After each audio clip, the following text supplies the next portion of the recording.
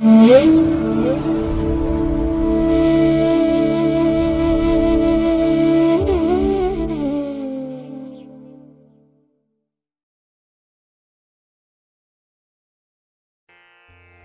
ಮಹಾಗಣಪತೇ ನಮಃ. ಶ್ರೀ ಗುರುಭ್ಯೋ ನಮಃ. ಹರಿ ಓಂ. ಶ್ರುತಿ ಸ್ಮೃತಿ ಪುರಾಣಾನಾಂ ಆಲಯಂ ಕರುಣಾಲಯಂ ನಮಾಮಿ ಭಗವತ್ಪಾದಶಂಕರಂ ಲೋಕಶಂಕರಂ. ಪ್ರೀತಿಯ ವೀಕ್ಷಕ ಬಂಧುಗಳೇ, ತಮಗೆಲ್ಲರಿಗೂ ಸಿರಿಗನ್ನಡ ಸುದ್ದಿವಾಹಿನಿಗೆ ಸ್ವಾಗತ.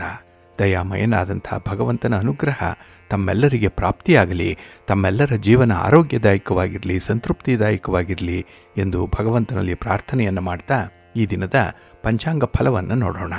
ಹಾಗೆ ದ್ವಾದಶ ರಾಶಿಯವರ ಗೋಚಾರ ಫಲಾಫಲಗಳು ಹೇಗಿವೆ ಅನ್ನೋದನ್ನು ಕೂಡ ತಿಳಿಯೋಣ. ಇನ್ನು ಈ ದಿನದ ವಿಶೇಷ ಕಾರ್ಯಕ್ರಮವನ್ನು ನಾವು ಪ್ರತ್ಯೇಕವಾಗಿ ನೋಡೋಣ ಬನ್ನಿ. ಈ ದಿನ ಹುಟ್ಟುಹಬ್ಬವನ್ನು ಆಚರಿಸ್ಕೊಳ್ತಾ ಇರುವಂಥ ತಮಗೆಲ್ಲರಿಗೂ ಕೂಡ ಹುಟ್ಟುಹಬ್ಬದ ಶುಭಾಶಯಗಳು. ಹಾಗೆ ಈ ದಿನಾಂಕದಂದು ವಿವಾಹವಾಗಿರುವಂಥ ದಂಪತಿಗಳಿಗೂ ಕೂಡ ವಿವಾಹ ವಾರ್ಷಿಕೋತ್ಸವದ ಶುಭಾಶಯಗಳನ್ನು ಹೇಳ್ತಾ ಭಗವಂತ ತಮಗೆಲ್ಲರಿಗೂ ಕೂಡ ಸಕಲ ಸನ್ಮಂಗಳಗಳನ್ನು ಕರುಣಿಸಲಿ ಅಂತ ಹೇಳಿ ಸಿರಿಗನ್ನಡ ಸುದ್ದಿವಾಹಿನಿಯ ಪರವಾಗಿ ಪ್ರಾರ್ಥಿಸುತ್ತೇನೆ. ಪ್ರೀತಿಯ ಬಂಧುಗಳೇ, ಈ ದಿನ 2025 ನವೆಂಬರ್ ತಿಂಗಳ 15ನೇ ತಾರೀಕು ಸ್ಥಿರವಾಸರ ಅಂದರೆ ಶನಿವಾರ. ಈ ಶನಿವಾರದ ನಿತ್ಯ ಪಂಚಾಂಗ ಫಲ ಹೇಗಿದೆ ನೋಡೋಣ ಬನ್ನಿ. ಶ್ರೀ ವಿಶ್ವಾವಸು ನಾಮ ಸಂವತ್ಸರೆ ದಕ್ಷಿಣಾಯನೆ ಶರದೃತು ಕಾರ್ತಿಕ ಮಾಸ ಕೃಷ್ಣ ಪಕ್ಷದ ಏಕಾದಶಿಯ ತಿಥಿ ಈ ದಿನ ಇದೆ. ಇದು ಈ ದಿನ ರಾತ್ರಿ 3:47 ಇರಲಿದೆ. ನಂತರ ದ್ವಾದಶಿ ಆರಂಭ ಆಗುತ್ತೆ. ಈ ದಿನದ ನಕ್ಷತ್ರ ಉತ್ತರ ಫಲ್ಗುಣಿ ನಕ್ಷತ್ರ. ಇದು ಈ ದಿನ ರಾತ್ರಿ 1:43 ಇರಲಿದೆ. ನಂತರ ಹಸ್ತ ನಕ್ಷತ್ರ ಆರಂಭ ಆಗುತ್ತೆ. ಈ ದಿನದ ಕರ್ಣ ಪೂರ್ವಕರ್ಣ ಭವ. ಇದು ಈ ದಿನ ಮಧ್ಯಾಹ್ನ 1:42 ಇರಲಿದೆ. ನಂತರ ಉತ್ತರ ಕರ್ಣ ಬಾಳವ ಆರಂಭ ಆಗುತ್ತೆ. ಈ ದಿನದ ಯೋಗ ವೈಧೃತಿ ಯೋಗ. ಇದು ಈ ದಿನ ಬೆಳಿಗ್ಗೆ 6:25 ಇರಲಿದೆ. ನಂತರ ವಿಷ್ಕಂಭ ಯೋಗ ಆರಂಭ ಆಗುತ್ತೆ. ಈ ದಿನ ದಿಕ್ಷೂಲೆ ಇರುವಂಥದ್ದು ಪೂರ್ವ ದಿಕ್ಕಿಗೆ. ಹಾಗೆ ಈ ದಿನ ಸೂರ್ಯ ಇರುವಂಥ ರಾಶಿ ತುಲ, ಚಂದ್ರ ಇರುವಂಥ ರಾಶಿ ಕನ್ಯಾ. ಇನ್ನು ಈ ದಿನ ರಾಹುಕಾಲ ಇರುವಂಥ ಸಮಯ ಈ ದಿನ ಬೆಳಿಗ್ಗೆ 9:14 ಬೆಳಿಗ್ಗೆ 10:41 ಗುಳಿಕ ಕಾಲ ಈ ದಿನ ಬೆಳಿಗ್ಗೆ 6:21 ಬೆಳಿಗ್ಗೆ 7:47 ಇನ್ನು ಯಮಗಂಡ ಕಾಲ ಈ ದಿನ ಮಧ್ಯಾಹ್ನ 1:35 ಅಪರಾಹ್ನ 3:02 ಇರಲಿದೆ. ಇನ್ನು ಈ ದಿನ ದುಷ್ಟ ಮುಹೂರ್ತ ಇರುವಂತಹ ಸಮಯ ಈ ದಿನ ಬೆಳಿಗ್ಗೆ 6:43 ಬೆಳಿಗ್ಗೆ 8:09 ದುಷ್ಟ ಮುಹೂರ್ತದ ಸಮಯ. ಹಾಗಾಗಿ ಈ ಸಮಯದಲ್ಲಿ ಯಾವುದೇ ಪ್ರಯಾಣವನ್ನಾಗಲಿ ಯಾವುದೇ ಶುಭ ಕಾರ್ಯಗಳನ್ನಾಗಲಿ ಆರಂಭ ಮಾಡಬೇಡಿ. ಏಕೆಂದರೆ ನೀವು ಯಾವುದೇ ಕೆಲಸ ಕಾರ್ಯಗಳನ್ನು ಈ ದುಷ್ಟ ಮುಹೂರ್ತ ಇರುವಂತಹ ಸಮಯದಲ್ಲಿ ಆರಂಭ ಮಾಡಿದರೆ ಅದರಿಂದ ಬರುವಂತಹ ಫಲಿತಾಂಶಗಳು ಅಷ್ಟೊಂದು ಅನುಕೂಲಕರವಾಗಿ ಇರೋದಿಲ್ಲ. ಆದ್ರಿಂದಲೇ ಈ ದುಷ್ಟ ಮುಹೂರ್ತವನ್ನು ಅವಾಯ್ಡ್ ಮಾಡುವಂಥದ್ದು ತುಂಬಾ ಉತ್ತಮ. ಇನ್ನು ಈ ದಿನ ಅಭಿಜಿತ್ ಮುಹೂರ್ತ ಇರುವಂತಹ ಸಮಯ ಈ ದಿನ ಬೆಳಿಗ್ಗೆ 11:44 ಮಧ್ಯಾಹ್ನ 12:26 ಅಭಿಜಿತ್ ಮುಹೂರ್ತದ ಸಮಯ. ಹಾಗೆ ಈ ದಿನ ವಿಶೇಷವಾಗಿ ಅಮೃತ ಕಾಲ ಇರುವಂತಹ ಸಮಯ ಈ ದಿನ ಅಪರಾಹ್ನ 3:40 ಸಂಜೆ 5:25 ಅಮೃತ ಕಾಲದ ಸಮಯ. ಇನ್ನು ಈ ದಿನ ಸೂರ್ಯೋದಯ ಆಗುವಂತಹ ಸಮಯ ಈ ದಿನ ಪ್ರಾತಃ ಕಾಲ 6:17 ಸೂರ್ಯಾಸ್ತ ಸಂಜೆ 5:52. ಇನ್ನು ಈ ದಿನ ಚಂದ್ರನ ಬಲ ಇರುವಂತಹ ರಾಶಿಗಳು ಅಂತ ಹೇಳಿದ್ರೆ ಮೇಷ, ಕರ್ಕಾಟಕ, ಕನ್ಯಾ, ವೃಶ್ಚಿಕ, ಧನಸ್ಸು ಮತ್ತೆ ಮೀನ. ಈ 6 ರಾಶಿಯವರಿಗೆ ಗೋಚಾರದಲ್ಲಿ ಚಂದ್ರನಿಂದ ಶುಭ ಫಲಗಳ ಯೋಗ ಇರುತ್ತೆ. ಇನ್ನು ಉಳಿದ 6 ರಾಶಿಯವರಿಗೆ ಮಿಶ್ರ ಫಲದ ಯೋಗ ಇರುತ್ತೆ. ಅದನ್ನು ಮುಂದೆ ದ್ವಾದಶ ರಾಶಿಯವರ ಗೋಚಾರ ಫಲಗಳನ್ನು ನೋಡುವಂತಹ ಸಂದರ್ಭದಲ್ಲಿ ಮತ್ತಷ್ಟು ವಿಚಾರಗಳನ್ನು ತಿಳ್ಕೊಳ್ಳೋಣ. ಹಾಗೆ ಈ ದಿನದ ಹೊರಾದ ಅಧಿಪತಿ ಶನಿ. ಶನಿ ಅಂತ ಹೇಳಿದ್ರೆ ಸ್ಥಿರ. ಅದಕ್ಕಾಗಿ ಶನಿವಾರವನ್ನ ಸ್ಥಿರವಾಸರ ಅಂತ ಹೇಳಿ ಕರೀತಾರೆ. ಅಂದರೆ ಈ ದಿನ ಮಾಡುವಂತಹ ಕೆಲಸ ಕಾರ್ಯಗಳು ಮತ್ತೆ ಅವುಗಳಿಂದ ಬರುವಂತಹ ಫಲಿತಾಂಶಗಳು ಸ್ಥಿರವಾಗಿರುತ್ತೆ. ತಾತ್ಕಾಲಿಕವಾಗಿಯೇ ಈ ಫಲಿತಾಂಶಗಳಿರಲ್ಲ, ಶಾಶ್ವತವಾಗಿ ಇರುವಂತಹ ಫಲಿತಾಂಶಗಳು. ಹಾಗೆ ನಾವು ಮಾಡುವಂತಹ ಶ್ರಮ, ನಮ್ಮ ಕರ್ಮ, ನಮ್ಮ ಉದ್ಯೋಗ, ನಮ್ಮ ವೃತ್ತಿ ಇದಕ್ಕೆಲ್ಲ ಕೂಡ ಶನಿ ಕಾರಕನಾಗಿರುವಂಥವನು. ಹಾಗಾಗಿ ಯಾರು ಶಾಂತಿಯಿಂದ, ನೆಮ್ಮದಿಯಿಂದ, ಹಾಗೆ ಸಹನೆಯಿಂದ ಕೆಲಸ ಕಾರ್ಯಗಳನ್ನು ಮಾಡ್ತಾರೋ ಅಂಥವ್ರಿಗೆ ಅತ್ಯುತ್ತಮವಾದಂತಹ ಫಲಗಳು ಸಿಕ್ಕತ್ತೆ. ಹಾಗೆ ಈ ಶನಿ ಮಂದಗತಿಯಲ್ಲಿ ಚಲಿಸೋದ್ರಿಂದ ಕೆಲಸಗಳು ನಿಧಾನ ಆಗುತ್ತೆ, ಫಲಿತಾಂಶಗಳು ನಿಧಾನ ಆಗುತ್ತೆ. ಆದರೆ ಸಹನೆಯಿಂದ ಕೆಲಸಗಳನ್ನು ಮುಂದುವರಿಸಿದ್ರೆ ಅತ್ಯುತ್ತಮವಾದಂತಹ ಫಲಗಳು ಸಿಕ್ಕತ್ತೆ. ಅದರಲ್ಲೂ ಆ ಫಲಗಳು ಯಾವಾಗಲೂ ಕೂಡ ಶಾಶ್ವತವಾಗಿರುತ್ತೆ. ಉದಾಹರಣೆಗೆ ಈ ದಿನ ಕೆಲವರು ಆಧ್ಯಾತ್ಮಿಕ ಸಾಧನೆಯನ್ನು ಮಾಡ್ತಾರೆ. ಇದು ಹೊಸದಾಗಿ ಜ್ಞಾನ ಸಂಪಾದನೆ ಮಾಡಿಕೊಳ್ಳುವಂಥದ್ದು. ನಾವು ಜೀವನ ಪೂರ್ತಿ ಅಂದರೆ ನಮ್ಮ ಜೀವಿತದ ಕೊನೆಯ ಅವಧಿಯವರೆಗೂ ಕೂಡ ಈ ಆಧ್ಯಾತ್ಮಿಕ ಸಾಧನೆ ನಮ್ಮ ಬಳಿಯೇ ಇರುತ್ತೆ. ಇನ್ನು ಕೆಲವರು ತಂತ್ರವಿದ್ಯೆಯನ್ನು ಕಲಿತಾರೆ. ಯಂತ್ರ, ಮಂತ್ರ, ತಂತ್ರ ಇತ್ಯಾದಿ ವಿದ್ಯೆಗಳನ್ನು ಕಲೀಲಿಕ್ಕೂ ಕೂಡ ಈ ದಿನ ತುಂಬ ಅನುಕೂಲಕರವಾಗಿದೆ. ಏಕೆಂದರೆ ಫಲಗಳು ನಮ್ಮ ಪರವಾಗಿ ಬರುತ್ತೆ, ಶಾಶ್ವತವಾದಂಥ ಫಲಗಳಿರುತ್ತೆ. ಅದರಲ್ಲೂ ಈ ದಿನ ಇರುವಂಥ ಗುರುಹೋರಾದಲ್ಲಿ ಏನಾದರೂ ನಿಮ್ಮ ಕೆಲಸ ಕಾರ್ಯಗಳು ಆರಂಭ ಆದರೆ ಅದು ಕೂಡ ಅತ್ಯುತ್ತಮವಾದಂಥ ಫಲಗಳನ್ನು ಕೊಡುತ್ತೆ. ಹಾಗಾಗಿ ಈ ದಿನ ಗುರುಹೋರ ಇರುವಂಥ ಸಮಯ ಈ ದಿನ ಬೆಳಿಗ್ಗೆ 7:13 ಬೆಳಿಗ್ಗೆ 8:11 ಇನ್ನು ಮಧ್ಯಾಹ್ನ 1:59 ಮಧ್ಯಾಹ್ನ 2:57 ಹಾಗೆ ರಾತ್ರಿ 8:57 ರಾತ್ರಿ 10:59 ಗುರುಹೋರ ಇರುವಂಥ ಸಮಯ. ಇದನ್ನು ನೀವು ಅನುಸರಣೆ ಮಾಡಬಹುದು, ಒಳ್ಳೆಯದಾಗುತ್ತೆ. ಹಾಗೆ ಈ ದಿನ ಇರುವಂಥ ಶನಿಹೋರದಲ್ಲಿ ನಿಮ್ಮ ಕೆಲಸ ಕಾರ್ಯಗಳನ್ನು, ನಿಮ್ಮ ಚಟುವಟಿಕೆಗಳನ್ನು ಆರಂಭ ಮಾಡಿದ್ರೆ ಅದು ಸ್ವಲ್ಪ ನಿಧಾನ ಆಗುತ್ತೆ. ಈಗಾಗಲೇ ಹೇಳಿದಾಗೆ ಶನಿ ಮಂದಗತಿಯಲ್ಲಿ ಚಲಿಸ್ತಾ ಇರುವಂಥವನು, ನಿಧಾನಗತಿ. ಅದಕ್ಕಾಗಿಯೇ ಕೆಲಸಗಳ ಆರಂಭ ಕೂಡ ನಿಧಾನ ಆಗುತ್ತೆ, ಫಲಿತಾಂಶಗಳು ಕೂಡ ತುಂಬ ತಡವಾಗಿ ಬರುತ್ತೆ. ಆದ್ದರಿಂದಲೇ ಕೆಲವೊಂದು ಪ್ರಮುಖವಾದಂಥ ಕೆಲಸ ಕಾರ್ಯಗಳನ್ನು ಆದಷ್ಟು ಈ ದಿನ ಇರುವಂಥ ಶನಿಹೋರದಲ್ಲಿ ಆರಂಭ ಮಾಡಬೇಡಿ. ಇದು ಈ ದಿನ ಬೆಳಿಗ್ಗೆ 6:15 ಬೆಳಿಗ್ಗೆ 7:13 ಇನ್ನು ಮಧ್ಯಾಹ್ನ 1:01 ಮಧ್ಯಾಹ್ನ 1:59 ಇನ್ನು ರಾತ್ರಿ 7:55 ರಾತ್ರಿ 8:57 ಶನಿಹೋರ ಇರುವಂಥ ಸಮಯ. ಇದನ್ನು ಸ್ವಲ್ಪ ಅವಾಯ್ಡ್ ಮಾಡ್ಕೊಳ್ಳಿ, ಒಳ್ಳೆಯದಾಗತ್ತೆ. ಹಾಗೆ ಈ ದಿನ ಇರುವಂಥ ರವಿ ಹೋರ ಕೂಡ ಅನ್ಫೇವರಬಲ್ ಆಗೇ ಇರುವಂಥದ್ದು, ಅದು ಕೂಡ ಅನುಕೂಲಕರವಾಗಿಲ್ಲ. ಅದರಲ್ಲೂ ರಾಜಕಾರಣಿಗಳಿಗೆ, ರಾಜಕೀಯ ಕ್ಷೇತ್ರದಲ್ಲಿರುವಂಥವ್ರಿಗೆ ಯಾವುದೇ ಚಟುವಟಿಕೆಗಳನ್ನು ಈ ದಿನ ಇರುವಂಥ ರವಿ ಹೋರಾದಲ್ಲಿ ಆರಂಭ ಮಾಡಬೇಡಿ. ಹಾಗೆ ಪ್ರಯಾಣವನ್ನು ಕೂಡ ಆದಷ್ಟು ಮುಂದೂಡುವಂಥದ್ದು ಉತ್ತಮ. ಈ ರವಿ ಹೋರಾದಲ್ಲಿ ನಿಮ್ಮ ಕೆಲಸ ಕಾರ್ಯಗಳು ಆರಂಭ ಆದರೆ ಅದು ನಿರೀಕ್ಷಿತ ಫಲಿತಾಂಶವನ್ನು ತರಲ್ಲ. ಹಾಗೆ ನೀವು ಹಿರಿಯರನ್ನು ಭೇಟಿ ಮಾಡಬೇಕು, ಗಣ್ಯರನ್ನು ಭೇಟಿ ಮಾಡಬೇಕು, ರಾಜಕಾರಣಿಗಳನ್ನು ಭೇಟಿ ಮಾಡಬೇಕು ಅನ್ನುವಂಥ ವಿಚಾರ ಏನಾದರೂ ಇದ್ದರೆ, ಸರ್ಕಾರದ ಮಟ್ಟದ ಅಧಿಕಾರಿಗಳನ್ನು ಭೇಟಿ ಮಾಡಬೇಕು ಅನ್ನುವಂಥದ್ದು ಏನಾದರೂ ಇದ್ದರೆ ಅದನ್ನು ಕೂಡ ಆದಷ್ಟು ರವಿ ಹೋರಾದಲ್ಲಿ ಮಾಡಬೇಡಿ. ಹಾಗೆ ಈ ದಿನ ರವಿ ಹೋರ ಇರುವಂಥ ಸಮಯ ಈ ದಿನ ಬೆಳಿಗ್ಗೆ 9:09 ಬೆಳಿಗ್ಗೆ 10:07 ಇನ್ನು ಅಪರಾಹ್ನ 3:55 ಅಪರಾಹ್ನ 4:53 ಇನ್ನು ರಾತ್ರಿ 11:01 ರಾತ್ರಿ 12:03 ರವಿ ಹೋರ ಇರುವಂತಹ ಸಮಯ. ಇದನ್ನ ಸ್ವಲ್ಪ ಅವಾಯ್ಡ್ ಮಾಡ್ಕೊಳ್ಳಿ, ಒಳ್ಳೆಯದಾಗತ್ತೆ. ಹಾಗೆ ಈ ದಿನ ಇರುವಂತಹ ಕುಜ ಹೋರ ಕೂಡ ಅಷ್ಟೊಂದು ಅನುಕೂಲಕರವಾಗಿಲ್ಲ. ಇದು ಕೂಡ ಅನ್ಫೇವರಬಲ್ ಆಗೇ ಇರುವಂಥದ್ದು. ಅದರಲ್ಲೂ ಈ ಭೂಮಿಗೆ ಸಂಬಂಧಪಟ್ಟಂತಹ ವಿಚಾರಗಳು, ಮನೆ, ಸೈಟು, ಜಮೀನು ಇತ್ಯಾದಿಗಳನ್ನು ಮಾರಾಟ ಮಾಡುವಂಥದ್ದಾಗಲಿ, ಖರೀದಿ ಮಾಡುವಂಥದ್ದಾಗಲಿ ಅಥವಾ ಅದರಲ್ಲಿ ಯಾವುದೇ ರೀತಿಯ ಅಭಿವೃದ್ಧಿ ಕೆಲಸಗಳನ್ನು ಮಾಡುವಂಥ ವಿಚಾರವನ್ನಾಗಲಿ ಆದಷ್ಟು ಕುಜ ಹೋರದಲ್ಲಿ ಮಾಡಬೇಡಿ. ಇನ್ನು ಈ ಕೇಸ್ಗಳನ್ನು ಫೈಲ್ ಮಾಡುವಂಥ ವಿಚಾರ, ನ್ಯಾಯಾಲಯದಲ್ಲಿ ಯಾವುದೇ ಪ್ರಕರಣಗಳಿದ್ದರೆ ಅದನ್ನು ಫಾಲೋ ಅಪ್ ಮಾಡುವಂಥ ವಿಚಾರ, ಅದು ಕೂಡ ಕುಜ ಹೋರದಲ್ಲಿ ಬೇಡ. ಇನ್ನು ವಿದ್ಯಾರ್ಥಿಗಳು ಸ್ಪರ್ಧಾತ್ಮಕ ಪರೀಕ್ಷೆಯಲ್ಲಿ ಭಾಗವಹಿಸ್ತಾ ಇರುವಂಥವರು ಯಾವುದೇ ಚಟುವಟಿಕೆಗಳನ್ನಾದರೂ ಕೂಡ ಈ ಕುಜ ಹೋರಾದಲ್ಲಿ ಮಾಡಬೇಡಿ. ಅಂದರೆ ನೀವು ಅರ್ಜಿ ಹಾಕುವಂಥದ್ದಾಗಲಿ ಅಥವಾ ಪರೀಕ್ಷೆಗೆ ಸಂಬಂಧಪಟ್ಟಂಥ ಮಾಹಿತಿಗಳನ್ನು ಕಲೆ ಹಾಕುವಂಥ ವಿಚಾರ ಆಗಲಿ, ಯಾವುದೇ ಒಂದು ಹೆಚ್ಚುವರಿ ಜ್ಞಾನ ಸಂಪಾದನೆ ಮಾಡಿಕೊಳ್ಬೇಕು ಅನ್ನುವಂಥ ಪ್ರಯತ್ನದಲ್ಲಾಗಲಿ ನಿಮಗೆ ಸೋಲುಂಟಾಗುತ್ತೆ.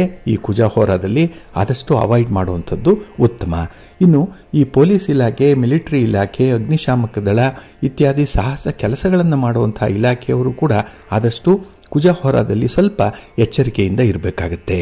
ಹಾಗಾಗಿ ಈ ದಿನ ಕುಜ ಹೋರ ಇರುವಂಥ ಸಮಯ ಬೆಳಿಗ್ಗೆ 8:11 ಬೆಳಿಗ್ಗೆ 9:09 ಇನ್ನು ಮಧ್ಯಾಹ್ನ 2:57 ಅಪರಾಹ್ನ 3:55 ಇನ್ನು ರಾತ್ರಿ 9:59 ರಾತ್ರಿ 11:01 ಕುಜ ಹೋರ ಇರುವಂಥ ಸಮಯ. ಇದನ್ನು ಸ್ವಲ್ಪ ಅವಾಯ್ಡ್ ಮಾಡ್ಕೊಳ್ಳಿ, ಒಳ್ಳೆಯದಾಗತ್ತೆ. ಹಾಗಾಗಿ ಬಂಧುಗಳೇ, ನಿಮ್ಮ ಕೆಲಸ ಕಾರ್ಯಗಳನ್ನು ಒಳ್ಳೆಯ ಸಮಯದಲ್ಲಿ ಆರಂಭ ಮಾಡಿ. ಒಳ್ಳೆಯ ಮುಹೂರ್ತ ಯಾವುದಿದೆ ಅದನ್ನು ತಿಳ್ಕೊಳ್ಬೇಕು. ಹಾಗೆ ಯಾವ ಕೆಲಸಕ್ಕೆ ಯಾವ ಹೊರ ಸೂಕ್ತವಾಗಿದೆ ಅದನ್ನು ಕೂಡ ನೀವು ಪ್ರತಿನಿತ್ಯ ತಿಳ್ಕೊಂಡು ಮುಂದುವರಿಯುವಂಥದ್ದು ಉತ್ತಮ.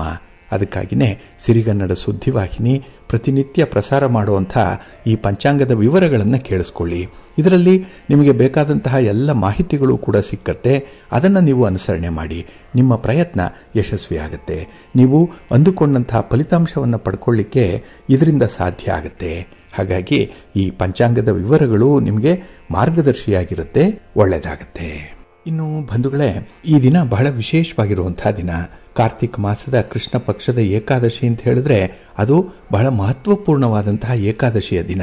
ಈ ದಿನದ ಏಕಾದಶಿಯನ್ನ ಉತ್ಪನ್ನ ಏಕಾದಶಿ ಅಂತ ಹೇಳಿ ಕರೀತಾರೆ. ಉತ್ಪತ್ತಿಕಾ ಏಕಾದಶಿ ಅಂತ ಹೇಳಿ ಕೂಡ ಕರೆಯುವಂಥದ್ದಿದೆ. ಇಲ್ಲಿ ಉತ್ಪನ್ನ ಅಂತ ಹೇಳಿದ್ರೆ ಹೊಸದಾಗಿ ಆವಿರ್ಭಾವ ಆಗುವಂಥದ್ದು, ಬಹಳ ವಿಶೇಷ ಇದು. ಹಾಗಾಗಿನೇ ಈ ದಿನದ ಏಕಾದಶಿ ಏನಿದೆ ಅದು ವಿಶೇಷವಾದಂತಹ ಏಕಾದಶಿ. ಈ ಏಕಾದಶಿಯ ಅಭಿಮಾನಿ ದೇವತೆ ಏಕಾದಶಿ. ಅಂದರೆ ಏಕಾದಶಿ ಅನ್ನುವಂಥದ್ದು ಒಂದು ಸ್ತ್ರೀ ವರ್ಗದ ದೇವತೆ ಇದು. ಹಾಗಾಗಿ ಆ ಏಕಾದಶಿ ಅವತರಿಸಿ ಬಂದಂತಹ ದಿನ ಇದು ಅನ್ನುವಂಥ ಉಲ್ಲೇಖ ಇದೆ. ಹಾಗಾಗಿನೇ ನಾವು ಪ್ರತಿ ಏಕಾದಶಿಯಲ್ಲಿ ಆಚರಣೆ ಮಾಡುವಂತಹ ನಿಯಮಗಳು ಹೇಗಿರಬೇಕು ಅನ್ನುವಂಥದ್ದು ಆಚರಣೆಗೆ ಬಂದಿರುವಂಥದ್ದು. ಹಾಗೆ ಈ ಕಾರ್ತಿಕ ಮಾಸದ ಕೃಷ್ಣ ಪಕ್ಷದಲ್ಲಿ ಏಕಾದಶಿ ಆಚರಣೆ ಮತ್ತು ಅದರ ಮಹತ್ವ ಹೇಗಿದೆ ಅನ್ನುವಂಥದ್ದನ್ನು ತಿಳಿಸ್ಲಿಕ್ಕೇನೆ ಈ ಏಕಾದಶಿ ಅನ್ನುವಂಥ ಹೆಸರು ಬಂದಿರುವಂಥದ್ದು. ಹಾಗಾಗಿ ಈ ಏಕಾದಶಿ ಬಹಳ ಹಿಂದಿನಿಂದಲೂ ಕೂಡ ಇತ್ತು. ಆದರೆ ಮನುಷ್ಯ ಮಾಡಿರುವಂತಹ ಪಾಪವನ್ನು ಕಳೆದು ಪುಣ್ಯವನ್ನು ತಂದುಕೊಡುವಂತಹ ಪವಿತ್ರವಾದ ಏಕಾದಶಿ ಅಂತ ಹೇಳಿ ತಿಳಿದು ಬಂದಂತಹ ಪುಣ್ಯ ದಿನ ಇದು. ಹಾಗಾಗಿನೇ ಇದು ಉತ್ಪನ್ನ ಏಕಾದಶಿ. ಈ ಏಕಾದಶಿಯೇ ಉತ್ಪನ್ನ ಆಗಿರುವಂತಹ ದಿನ ಇದು. ಅದಕ್ಕಾಗಿ ಇದಕ್ಕೆ ವಿಶೇಷವಾದಂತಹ ಒಂದು ಮಹತ್ವ ಇದೆ. ಹಾಗೆ ಇನ್ನೊಂದು ವಿಶೇಷತೆ ಅಂತ ಹೇಳಿದ್ರೆ ಇಲ್ಲಿ ಚಾತುರ್ಮಾಸ ಮುಕ್ತಾಯವಾಗಿ ಮಾರ್ಗಶಿರ ಮಾಸ ಆರಂಭ ಆಗುವಂತಹ ಸಮಯ ಇದು. ಇಲ್ಲಿ ಮಾರ್ಗಶಿರ ಮಾಸ ಶ್ರೀಕೃಷ್ಣನಿಗೆ ಪ್ರಿಯವಾದಂತಹ ಮಾಸ. ಇಲ್ಲಿ ಏಕಾದಶಿಯ ದಿನ ಉಪವಾಸ ಇದ್ದು ಭಗವಂತನ ಸ್ಮರಣೆ ಮಾಡುವಂಥದ್ದು, ಇದರ ಕುರಿತಾಗಿ ಕಥೆಯನ್ನು ಶ್ರವಣ ಮಾಡುವಂಥದ್ದು. ಆಗ ಈ ಏಕಾದಶಿ ಸಂಪನ್ನವಾಗುತ್ತೆ. ಇದೇ ವಿಚಾರವನ್ನು ಶ್ರೀಕೃಷ್ಣ ಪರಮಾತ್ಮ ಅರ್ಜುನನಿಗೆ ತಿಳಿಸಿದ್ರು ಅನ್ನುವಂಥ ಒಂದು ಉಲ್ಲೇಖ ಕೂಡ ಇದೆ. ಹಾಗಾಗಿನೇ ಈ ದಿನ ಏಕಾದಶಿಯ ಮಹಿಮೆಯ ಕುರಿತಾದಂತಹ ಕಥೆಯನ್ನು ಕೇಳಬೇಕು. ಇದು ಏಕಾದಶಿಯ ವ್ರತಕ್ಕೆ ಸಮಾನವಾಗಿರುತ್ತೆ ಅನ್ನುವಂಥ ಉಲ್ಲೇಖವನ್ನು ಶ್ರೀಕೃಷ್ಣನೇ ತಿಳಿಸಿರುವಂಥದ್ದು.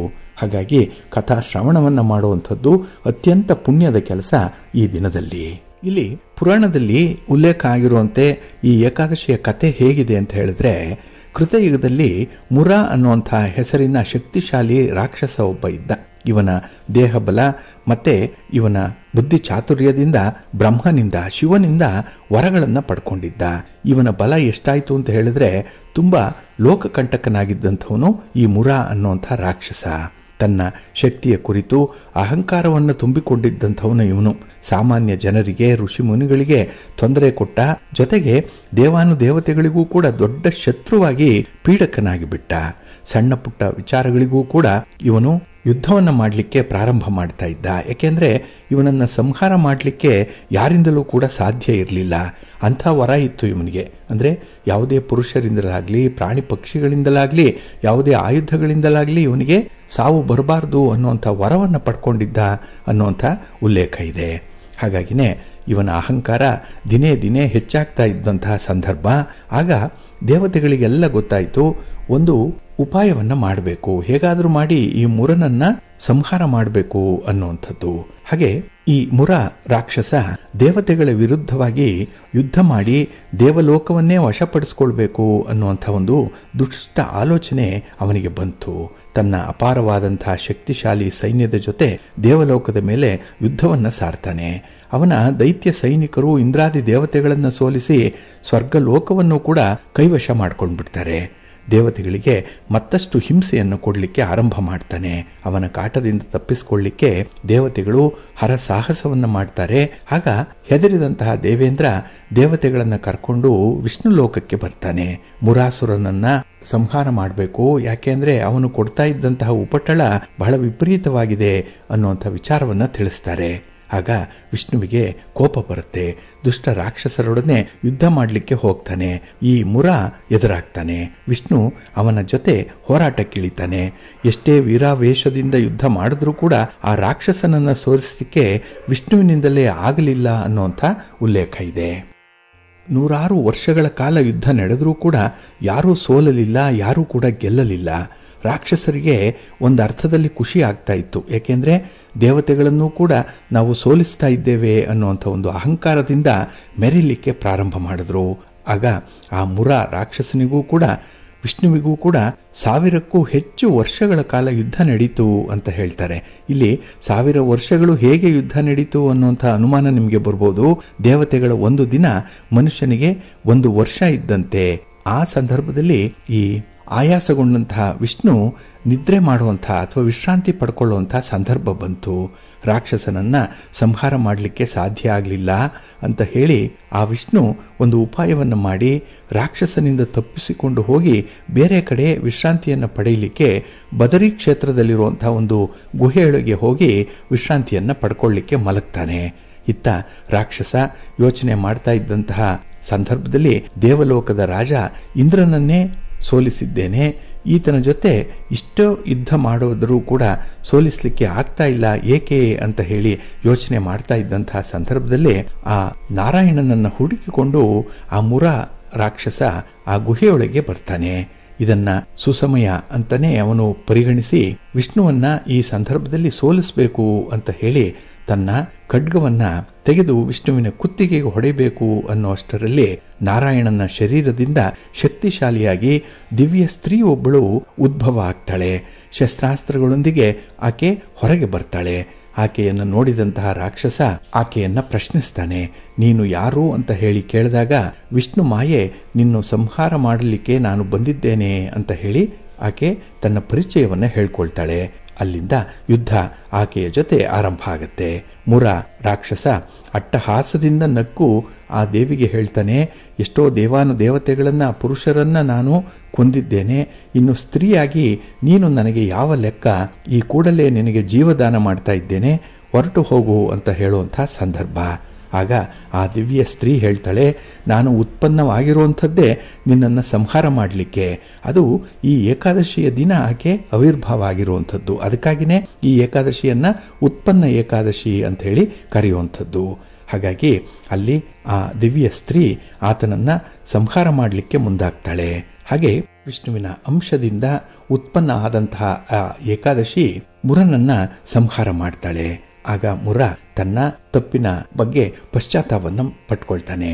ಅಂದರೆ ನನಗಿಂತ ಬಲಶಾಲಿಗಳು ಯಾರಿದ್ದಾರೆ ಅಂತ ಹೇಳಿ ನಾನು ಅಹಂಕಾರದಿಂದ ಮೆರೀತಾ ಇದ್ದೆ, ಆದರೆ ಪುರುಷನಲ್ಲದ ಒಬ್ಬ ಸ್ತ್ರೀಯಿಂದ ದುಷ್ಟ ದೈತ್ಯ ರಾಕ್ಷಸನಾದಂತಹ ನಾನು ಹತನಾಗಿದ್ದೇನೆ ಅಂತ ಹೇಳಿ ವಿಷ್ಣುವನ್ನ ಪ್ರಾರ್ಥನೆ ಮಾಡ್ತಾ ಆ ದೇವಿಗೆ ಕೈ ಮುಗಿದು ಆ ಮುರ ಪ್ರಾಣವನ್ನು ಬಿಡ್ತಾನೆ. ಆಗ ತಾನೇ ಯೋಗ ನಿದ್ರೆಯಿಂದ ಎಚ್ಚರಗೊಂಡಂತಹ ವಿಷ್ಣು ಕಣ್ಣು ಬಿಟ್ಟು ನೋಡುತ್ತಾನೆ. ಅವನಿಗೆ ತುಂಬಾ ಆಶ್ಚರ್ಯ ಆಗುತ್ತೆ. ರಾಕ್ಷಸ ಸತ್ತು ಬಿದ್ದಿದ್ದಾನೆ. ದಿವ್ಯ ಮಹಿಳೆಯನ್ನು ನೋಡಿ ಇಂತಹ ಬಲಾಢ್ಯ ರಾಕ್ಷಸನನ್ನ ಸಂಹಾರ ಮಾಡಿದೆಯಲ್ಲ, ನೀನು ಯಾರು ಅಂತ ಹೇಳಿ ಕೇಳ್ತಾನೆ. ನಿನ್ನ ಹುಟ್ಟಿನ ರಹಸ್ಯ ಏನು, ಯಾವ ಕಾರ್ಯಕ್ಕಾಗಿ ಇಲ್ಲಿಗೆ ಬಂದಿರುವೆ ಅಂತ ಹೇಳಿ ವಿಷ್ಣುವೇ ಮಾಯೆಯ ರೂಪದಲ್ಲಿ ಕೇಳ್ತಾನೆ. ಆಕೆ ನಾರಾಯಣನಿಗೆ ಹೇಳ್ತಾಳೆ, ನಾನು ನಿನ್ನ ಮಾಯೆಯ ಸ್ವರೂಪ, ನಿನ್ನ ಶಕ್ತಿಯನ್ನು ಪಡೆದು ನಿನ್ನ ಶರೀರದಿಂದಲೇ ಉತ್ಪನ್ನ ಆಗಿದ್ದೇನೆ. ನಿನ್ನ ಕೃಪೆಯಿಂದಲೇ ಈ ದುಷ್ಟ ರಾಕ್ಷಸನನ್ನು ಕೊಲ್ಲಲಿಕ್ಕೆ ಸಾಧ್ಯ ಆಯಿತು ನನಗೆ. ಹಾಗಾಗಿ ಈ ಮಾಯಾ ಸ್ತ್ರೀಯ ಮಾತನ್ನು ಕೇಳಿದಂತಹ ವಿಷ್ಣು ಸಂತೋಷದಿಂದ ಆಕೆಗೆ ಮತ್ತೆ ಆಕೆಯ ಸಾಹಸಕ್ಕೆ ಕೊಂಡಾಡ್ತಾನೆ. ಹಾಗೆ ಆ ಮುರ ರಾಕ್ಷಸ ಮರಣ ಹೊಂದಿದಂತಹ ದಿನ ಕಾರ್ತಿಕ ಮಾಸದ 11ನೆಯ ದಿನ. ಇಂದು ನನ್ನ ಶರೀರದಿಂದಲೇ ನೀನು ಉತ್ಪನ್ನ ಆಗಿರುವೆ, ಹಾಗಾಗಿ ನಿನಗೆ ಏಕಾದಶಿ ಅನ್ನುವಂಥ ಹೆಸರನ್ನ ಇಟ್ಟಿದ್ದೇನೆ. ಈ ಏಕಾದಶಿಗೆ ಉತ್ಪನ್ನ ಏಕಾದಶಿ ಅಂತ ಹೇಳಿ ಹೆಸರು ಬರಲಿ ಅಂತ ಹೇಳಿ ವಿಷ್ಣು ಅಭಯವನ್ನು ನೀಡ್ತಾನೆ. ಇಲ್ಲಿ ಏಕಾದಶಿಯ ದಿನ ಯಾರೆಲ್ಲ ವಿಷ್ಣುವನ್ನ ಚಿಂತನೆ ಮಾಡ್ತಾರೆ, ವಿಷ್ಣುವನ್ನ ಸ್ಮರಣೆ ಮಾಡ್ತಾರೆ, ಅವರಿಗೆ ಮೋಕ್ಷ ಪ್ರಾಪ್ತಿಯಾಗತ್ತೆ ಅನ್ನುವಂಥ ಉಲ್ಲೇಖ. ಜೊತೆಗೆ ಈ ದಿನದಿಂದಲೇ ಏಕಾದಶಿಯ ದಿನ ಪವಿತ್ರವಾಗಿ ಆಚರಣೆ ಆಗಲಿ ಅಂತ ಹೇಳಿ ವಿಷ್ಣುವೇ ವರವನ್ನ ಕೊಡ್ತಾನೆ. ಹಾಗಾಗಿ ಪ್ರತಿ ತಿಂಗಳ 11ನೆಯ ದಿನ ಏಕಾದಶಿಯ ತಿಥಿ ಬರುತ್ತೆ. ಆ ದಿನ ಎಲ್ಲರೂ ಕೂಡ ಭಗವಂತನನ್ನ ಆರಾಧನೆ ಮಾಡಬೇಕು, ಭಗವಂತನ ನಾಮಸ್ಮರಣೆಯನ್ನು ಮಾಡಬೇಕು, ಮತ್ತೆ ಏಕಾದಶಿಯ ವ್ರತವನ್ನು ಮಾಡಬೇಕು ಅನ್ನುವಂಥ ವಿಚಾರ ಅಂದಿನಿಂದ ಆರಂಭ ಆಯಿತು ಅನ್ನುವಂಥದ್ದು ಕೂಡ ಇದೆ. ಹಾಗಾಗಿನೇ ಈ ಏಕಾದಶಿಯ ದಿನ ಕೆಲವರು ಯಥಾಶಕ್ತಿ ಉಪವಾಸವನ್ನು ಮಾಡ್ತಾರೆ. ಪೂರ್ಣ ಉಪವಾಸ ಅಥವಾ ಇದನ್ನೇ ನಿರ್ಜಲ ಉಪವಾಸ ಅಂತ ಹೇಳಿ ಕರೆಯುವಂಥದ್ದು. ಹಾಗೆ ಕೆಲವರು ಫಲಾಹಾರ ಸೇವನೆಯನ್ನು ಮಾಡ್ತಾರೆ, ಇಲ್ಲ ಒಂದು ಹೊತ್ತು ಭೋಜನವನ್ನು ಮಾಡುವಂಥದ್ದು, ರಾತ್ರಿ ಫಲಹಾರವನ್ನು ಮಾಡುವಂಥದ್ದು, ಹಾಗೆ ತಮ್ಮ ತಮ್ಮ ಆರೋಗ್ಯಕ್ಕೆ ತಕ್ಕಂತೆ ಈ ಏಕಾದಶಿಯ ವ್ರತವನ್ನು ಆಚರಣೆ ಮಾಡಬಹುದು ಅನ್ನುವಂಥ ವಿಚಾರವನ್ನ ಸ್ವಯಂ ವಿಷ್ಣುವೇ ತಿಳಿಸಿದ್ದಾರೆ. ಹಾಗೆ ಈ ದಿನ ಸಾಧ್ಯವಾದಷ್ಟು ವಿಷ್ಣುವಿನ ಮಂತ್ರವನ್ನ, ವಿಷ್ಣುವಿನ ಸ್ತೋತ್ರವನ್ನ ಹೇಳ್ಕೊಳ್ಬೇಕು, ವಿಷ್ಣುವಿನ ನಾಮಸ್ಮರಣೆಯನ್ನ ಮಾಡ್ತಾ ಇರಬೇಕು, ಹರಿಕಥೆಯನ್ನ ಕೇಳಬೇಕು. ಅಂದ್ರೆ ವಿಷ್ಣುವಿನ ಲೀಲೆಗಳ ಬಗ್ಗೆ ನಾವು ಕಾಲಕ್ಷೇಪವನ್ನ ಮಾಡಬೇಕು ಅನ್ನುವಂಥ ವಿಚಾರ ಇದೆ. ಇದೆಲ್ಲದರ ಆಚರಣೆಯಿಂದಲೇ ಪುಣ್ಯದ ಫಲ ಲಭಿಸತ್ತೆ ಅನ್ನುವಂಥದ್ದು ಇದೆ. ಹಾಗಾಗಿನೇ ಈ ದಿನ ತಾವು ಕೂಡ ವಿಷ್ಣುವಿನ ಆರಾಧನೆ ಮಾಡಿ, ವಿಷ್ಣು ಸ್ತೋತ್ರವನ್ನ ಹೇಳ್ಕೊಳ್ಳಿ. ಸಾಧ್ಯ ಆದರೆ ಉಪವಾಸ ಮಾಡಿ, ರಾತ್ರಿ ಜಾಗರಣೆ ಮಾಡಿ, ವಿಷ್ಣುವಿನ ಬಗ್ಗೆ ಹರಿಕಥೆಯನ್ನ ಕೇಳುವಂಥದ್ದು ಅಥವಾ ವಿಷ್ಣು ಸ್ತೋತ್ರಗಳನ್ನು ಹೇಳ್ಕೊಳ್ಳುವಂಥದ್ದನ್ನ ಈ ದಿನ ಅನುಸರಣೆ ಮಾಡಿ. ಖಂಡಿತ ನಿಮ್ಮ ಏಕಾದಶಿಯ ಆಚರಣೆ ಸಂಪನ್ನವಾಗುತ್ತೆ. ಹಾಗೆ ಮಾಡಿರುವಂತಹ ಪಾಪಕರ್ಮಗಳು ನಿವಾರಣೆಯಾಗುತ್ತೆ. ಮುಂದೆ ವಿಷ್ಣು ಸಾಯುಜ್ಯವನ್ನು ಪಡ್ಕೊಳ್ಳಿಕ್ಕೆ ಇದು ನಮಗೆ ದಾರಿದೀಪವಾಗುತ್ತೆ ಅನ್ನುವಂಥ ಉಲ್ಲೇಖ ಪುರಾಣದಲ್ಲಿದೆ. ಹಾಗಾಗಿ ಈ ದಿನ ಮಹಾವಿಷ್ಣು ಮಹಾಲಕ್ಷ್ಮಿ ತಮ್ಮೆಲ್ಲರಿಗೂ ಕೂಡ ಅನುಗ್ರಹವನ್ನುಂಟು ಮಾಡಲಿ. ತಿಳಿದೋ ತಿಳಿಯದೆಯೋ ಮಾಡಿರುವಂತಹ ಪಾಪಗಳು ನಿವಾರಣೆಯಾಗಲಿ, ಬದುಕು ನೆಮ್ಮದಿಯಿಂದ ಕೂಡಿರಲಿ ಅಂತ ಹೇಳಿ ಪ್ರಾರ್ಥನೆ ಮಾಡೋಣ. ಪ್ರೀತಿಯ ಬಂಧುಗಳೇ, ಇನ್ನು ಮುಂದೆ ದ್ವಾದಶ ರಾಶಿಯವರ ಗೋಚಾರ ಫಲಗಳು ಹೇಗಿವೆ ನೋಡೋಣ ಬನ್ನಿ. ಮೊದಲಿಗೆ ಮೇಷರಾಶಿ. ಮೇಷರಾಶಿಯವರಿಗೆ ಈ ದಿನ ಶುಭ ಫಲಗಳಿರುವಂತಹ ದಿನ. ಕಾರಣ ಚಂದ್ರ ಷಷ್ಠದಲ್ಲಿದ್ದಾನೆ. 6ನೇ ಮನೆ ಶತ್ರುಸ್ಥಾನ ಇದು. ಹಾಗಾಗಿ ನಿಮ್ಮ ಕೆಲಸ ಕಾರ್ಯಗಳಿಗೆ ಯಾವ ವಿಚಾರಗಳು ಅಡ್ಡಿ ಆಗ್ತಾ ಇತ್ತೋ, ಯಾರಿಂದ ತೊಂದರೆ ಆಗ್ತಾ ಇತ್ತೋ ಅದು ಈ ದಿನ ನಿವಾರಣೆಯಾಗುತ್ತೆ. ಹಾಗಾಗಿ ಈ ದಿನ ಸ್ವತಂತ್ರವಾಗಿ ಸ್ವಚ್ಛಂದವಾಗಿ ಕೆಲಸಗಳನ್ನು ಆರಂಭ ಮಾಡುವಂತಹ ಸಮಯ ಇದು. ಹಾಗೆ ಈ ದಿನ ಸಮಸ್ಯೆಗಳನ್ನು ಬಹಳ ಸಂಯಮದಿಂದ ನೀವು ಪರಿಹಾರ ಮಾಡಿಕೊಳ್ಳುವಂಥ ಒಂದು ಪ್ರಯತ್ನ ಕೂಡ ಇದೆ. ಹಾಗಾಗಿನೇ ಈ ದಿನದ ಪ್ರಯತ್ನದಲ್ಲಿ ಯಶಸ್ಸು ನಿಮಗೆ ಸಿಕ್ಕೇ ಸಿಕ್ಕತ್ತೆ. ಜೊತೆಗೆ ಗ್ರಹಗತಿಗಳು ಕೂಡ ಈ ದಿನ ಚೆನ್ನಾಗಿರೋದ್ರಿಂದ ನಿಮ್ಮ ಉದ್ದೇಶಿತ ಕಾರ್ಯಗಳು ಈಡೇರುತ್ತೆ. ಹಾಗೆ ಈ ದಿನದಲ್ಲಿ ಯಾವುದೇ ಒಂದು ತೀರ್ಮಾನದ ವಿಚಾರಗಳು ಬಂದಾಗ ಸ್ವಲ್ಪ ಒಪ್ಪಂದಕ್ಕೆ ಬಂದು ಆ ಒಂದು ಸಮಸ್ಯೆಗಳನ್ನು ಪರಿಹಾರ ಮಾಡಿಕೊಳ್ಳುವಂಥದ್ದು ಉತ್ತಮ. ಅಂದರೆ ಒಂದು ರಾಜಿ ಸೂತ್ರವನ್ನು ಅನುಸರಣೆ ಮಾಡುವಂಥದ್ದು ಈ ದಿನ ತುಂಬ ಅನುಕೂಲವನ್ನು ತರುತ್ತೆ. ಹಾಗೆ ಈ ದಿನದಲ್ಲಿ ಮನಃಶಾಂತಿಗೆ ಬೇಕಾದಂತಹ ಕೆಲವೊಂದು ಕ್ರಮಗಳನ್ನು ಅನುಸರಣೆ ಮಾಡುವಂಥದ್ದು ಇದೆ. ಮಾನಸಿಕ ಒತ್ತಡವನ್ನು ಕಡಿಮೆ ಮಾಡಿಕೊಳ್ಬೇಕು, ಮಾನಸಿಕ ನೆಮ್ಮದಿಯನ್ನು ಹೆಚ್ಚು ಮಾಡಿಕೊಳ್ಬೇಕು. ಈ ವಿಚಾರವಾಗಿ ಈ ದಿನ ಸ್ವಲ್ಪ ಶ್ರಮ ಪಡುವಂಥದ್ದು ಕೂಡ ಇದೆ. ಹಾಗೆ ಈ ದಿನ ಮನೆಯಲ್ಲಿ ಶುಭ ಕಾರ್ಯಗಳ ಬಗ್ಗೆ ಆಲೋಚನೆ ಮಾಡುವಂಥದ್ದು, ದೇವಾಲಯ ದರ್ಶನ ಇರ್ಬೋದು, ಧಾರ್ಮಿಕ ವಿಚಾರಗಳಿರ್ಬೋದು, ಅಥವಾ ಮನೆಯಲ್ಲಿ ಆಗಬೇಕಾಗಿರುವಂತಹ ಶುಭ ಕಾರ್ಯಗಳಿರ್ಬೋದು, ಇದರ ಬಗ್ಗೆ ಈ ದಿನ ಮಹತ್ವದ ಒಂದು ತೀರ್ಮಾನವನ್ನು ತೆಗೆದುಕೊಳ್ಳುವಂಥದ್ದು ಕೂಡ ಇದೆ. ಒಟ್ಟಾರೆ ಈ ದಿನದಲ್ಲಿ ನಿಮ್ಮ ಒಂದು ಕುಟುಂಬದ ಏಳಿಗೆಗಾಗಿ, ನಿಮ್ಮ ಮನಃಶಾಂತಿಗಾಗಿ ಬಹಳ ವಿಶೇಷವಾದಂತಹ ಒಂದು ತೀರ್ಮಾನವನ್ನು ಕೈಗೊಳ್ಳುವಂಥದ್ದು ಇದೆ. ಹಾಗೆ ಈ ದಿನ ನಿಮ್ಮ ಸುತ್ತಮುತ್ತಲಿನವರನ್ನು ಬಹಳ ಚೆನ್ನಾಗಿ ಅರ್ಥೈಸ್ಕೊಳ್ತೀರಿ, ಅವರ ಸೈಕಾಲಜಿಯನ್ನು ಚೆನ್ನಾಗಿ ಈ ದಿನ ಸ್ಟಡಿ ಮಾಡ್ತೀರಿ. ಅದರಿಂದಲೇ ಈ ದಿನ ಮನಸ್ತಾಪಗಳು ಕಡಿಮೆ, ವ್ಯಾಪಾರ ವ್ಯವಹಾರಗಳಲ್ಲೂ ಕೂಡ ಒಂದು ಸಣ್ಣ ಮಟ್ಟದಲ್ಲಿ ಪ್ರಗತಿ ಇದೆ. ಏನೇ ಆದರೂ ಈ ದಿನ ನಿಮಗೆ ತೃಪ್ತಿ ಇರುತ್ತೆ. ಮನೆ ದೇವರನ್ನು ಸ್ಮರಣೆ ಮಾಡ್ತಾ ಇರಿ. ಹಾಗೆ ಭಕ್ತಿಯಿಂದ ಈ ದಿನ ಆಂಜನೇಯ ಸ್ತೋತ್ರವನ್ನು ಹೇಳ್ಕೊಳ್ಳಿ, ಹನುಮಾನ್ ಚಾಲೀಸನ್ನು ಹೇಳ್ಕೊಳ್ಳಿ, ಒಳ್ಳೆಯದಾಗತ್ತೆ. ನಿಮ್ಮ ಅದೃಷ್ಟದ ಬಣ್ಣ ಕೇಸರಿ, ಅದೃಷ್ಟದ ದಿಕ್ಕು ಉತ್ತರ ದಿಕ್ಕು, ಅದೃಷ್ಟ ಸಂಖ್ಯೆ 1. ವೃಷಭರಾಶಿ. ವೃಷಭರಾಶಿಯವರಿಗೆ ಈ ದಿನ ಪಂಚಮದಲ್ಲಿ ಚಂದ್ರ ಇರುವಂತಹ ದಿನ. ಹಾಗಾಗಿನೇ ಮಿಶ್ರ ಫಲಗಳಿರುತ್ತೆ ಈ ದಿನದಲ್ಲಿ. ಹಾಗೆ ಕೆಲವು ವಿಚಾರಗಳಲ್ಲಿ ಈ ದಿನ ನಿಮ್ಮ ನಿಯಂತ್ರಣ ತಪ್ಪಿದಂತಹ ಒಂದು ಫಲಿತಾಂಶಗಳು ಸಿಕ್ಕತ್ತೆ. ಹಾಗಾಗಿ ತಪ್ಪಿದ ತಾಳ ಅಂತಲೇ ಹೇಳ್ಬೋದು. ಏಕೆಂದರೆ ವ್ಯವಸ್ಥಿತವಾಗಿ ಆರಂಭ ಆಗಿರುವಂತಹ ಕಾರ್ಯಗಳು ಕೂಡ ಕೊನೆಗೆ ನಿಮಗೆ ಕೈ ಕೊಡುತ್ತೆ. ಹಾಗೆ ಈ ದಿನ ಬೇರೆಯವರ ಮೇಲೆ ನೀವು ಅವಲಂಬಿಸಿರುವಂಥದ್ದು ಬಹಳ ಹೆಚ್ಚಾಗಿದೆ. ಹಾಗಾಗಿನೇ ನಿಮ್ಮ ಕೆಲಸ ಕಾರ್ಯಗಳು ಕೂಡ ಬೇರೆಯವರು ಹೈಜಾಕ್ ಮಾಡುವಂಥ ಸಾಧ್ಯತೆಗಳು ಜಾಸ್ತಿ ಇರುತ್ತೆ. ಇನ್ನು ಈ ದಿನದಲ್ಲಿ ಅನಗತ್ಯವಾದಂತಹ ವಸ್ತುಗಳ ಮೇಲೆ ಹಣವನ್ನು ಖರ್ಚು ಮಾಡುವಂತಹ ಸಂದರ್ಭ.